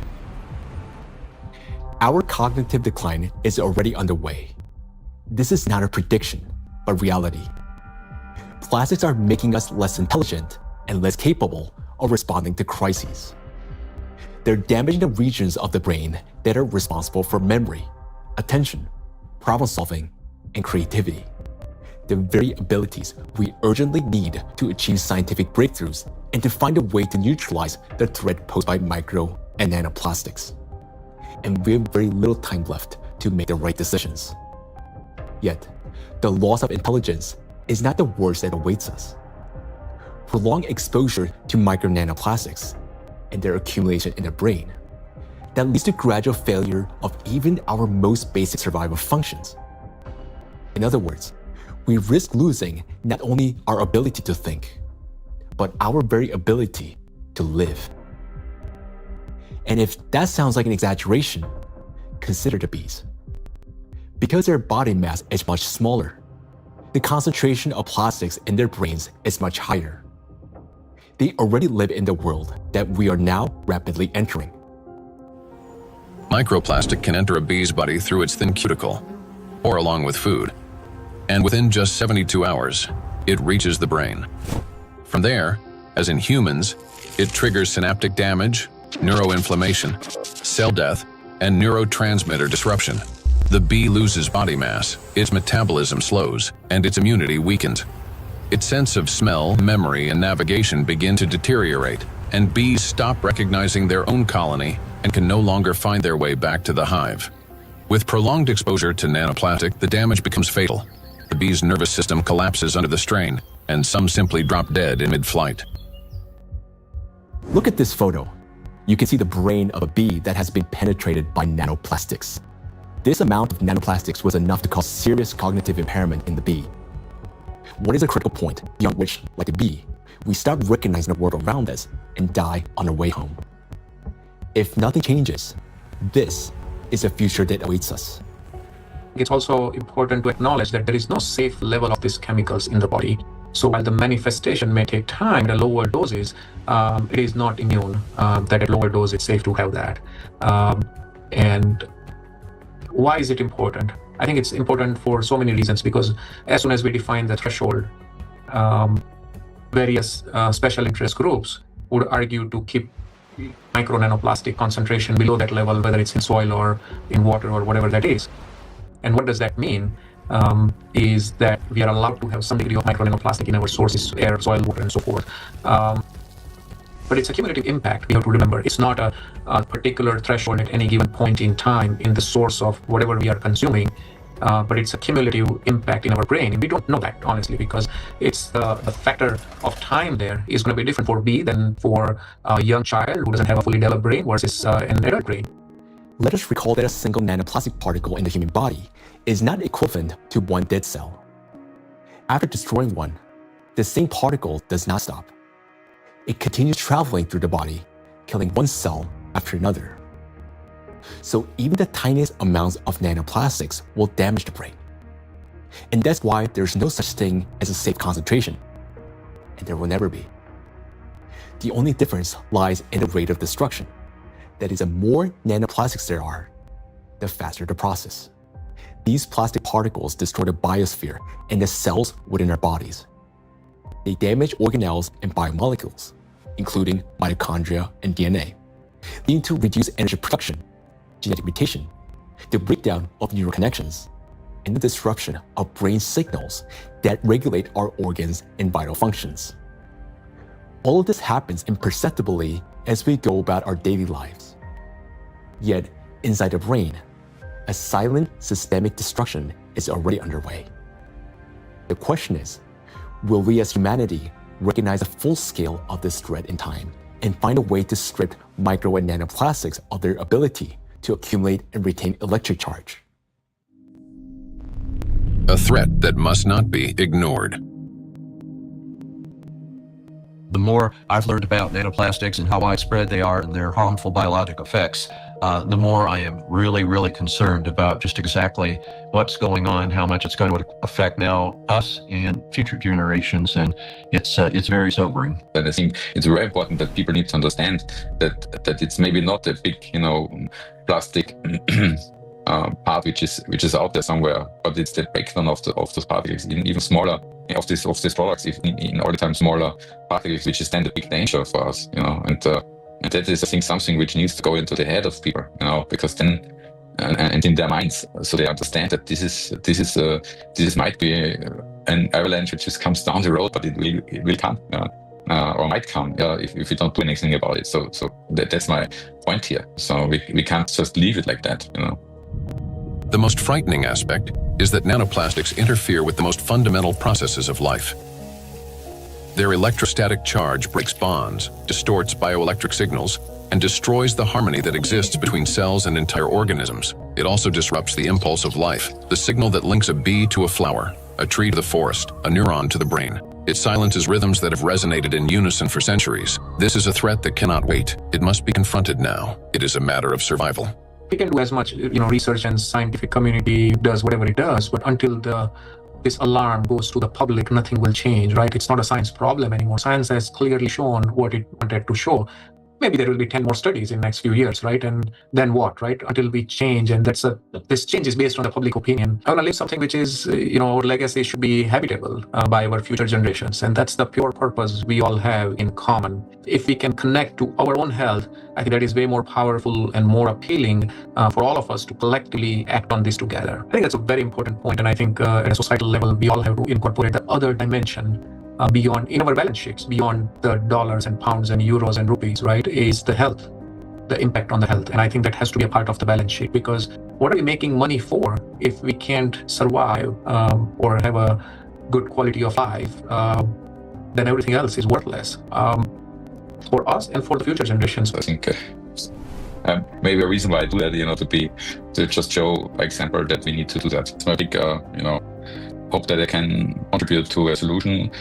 And also to people thinking about it, talking about it, and acting accordingly to make this world a better place, and not just always a worse place for the future, especially for the next generations and for my son and for families, and of course all over the world to take care. And I'm trying to contribute the awareness of people, to explain, to show them the risks, and to make them understand the problem, the real extent of the problem, to put them into action. So I just want to say one last word, that we only have one planet, and this planet is not single use, so we should consider this. For too long, we have lived under the comforting illusion that there's still time, that humanity will always have a chance to recognize, understand, and respond. But that time has passed already. Our greatest challenge now is to find a solution before we cross the point of no return, while we still have both our intellect and the little time that remains. But for this to happen, all of humanity must first grasp the true scale of what is unfolding. Only then will we be able to direct our full scientific potential and resources toward finding a solution. As we have seen already, no single individual, organization, or nation alone can solve such a complex problem. The scientific community of ALLATRA has been searching for the solution for 2 decades, and although it hasn't been found yet, we know it exists. We understand that the answer lies at the intersection of physics, chemistry, and biology, which means that the solution is achievable, and finding it is essential for survival. Through years of research, we have come to clear understanding that the efforts of the entire global community must be united, and urgently. The challenge before us is enormous: to find a way to strip micro nanoplastics of their ability to accumulate and retain electric charge across the entire biosphere, not just in a test tube or a single organism, and to do so without harming humanity, the planet, or disrupting the Earth's magnetic field. Today, micro nanoplastics are present in every human being, including newborns taking their very first breath. In fact, unborn children developing in the womb are already exposed to these tiny particles, and even human eggs and semen are now contaminated and impacted by nanoplastics. For the first time in history, we face an enemy that threatens all life on the planet. And unless we change the course, this crisis will only deepen. Nanoplastics have indeed become the only true enemy of all humankind and each of us. I want to say that now is not the time for geopolitical rivalries or economic wars. It is not the time to build new empires. When one realizes that they're dying, it makes no sense to start building a new house, especially when no one will be left to live in it. And above all, we no longer have the time for military conflicts. There's no sense in killing one another when we're already being killed by a common invisible enemy, although some don't even realize it yet. We cannot remain indifferent to this threat because our future depends on whether we're capable of setting aside our divisions and uniting against this killer, nanoplastics, which threatens all life on our planet. The question is, are we capable of truly understanding all this? Or has nanoplastic already damaged our minds to the point where we don't even recognize the mortal danger hanging over humanity? If we can still see the reality for what it is, then we're obligated to act, to find a solution while we still can. We cannot shift this responsibility to the next generation, because if we fail to find a solution now, there will not be any true generation. And knowing this, giving up would mean betraying ourselves, our families, our children, and all of humanity, condemning all life on this planet to slow and inevitable death. Each of us, if still capable of understanding this threat, can contribute something meaningful to this effort. Only by acting together can we solve this monumental challenge and preserve the most precious thing that we have: life itself. Life is worth fighting for.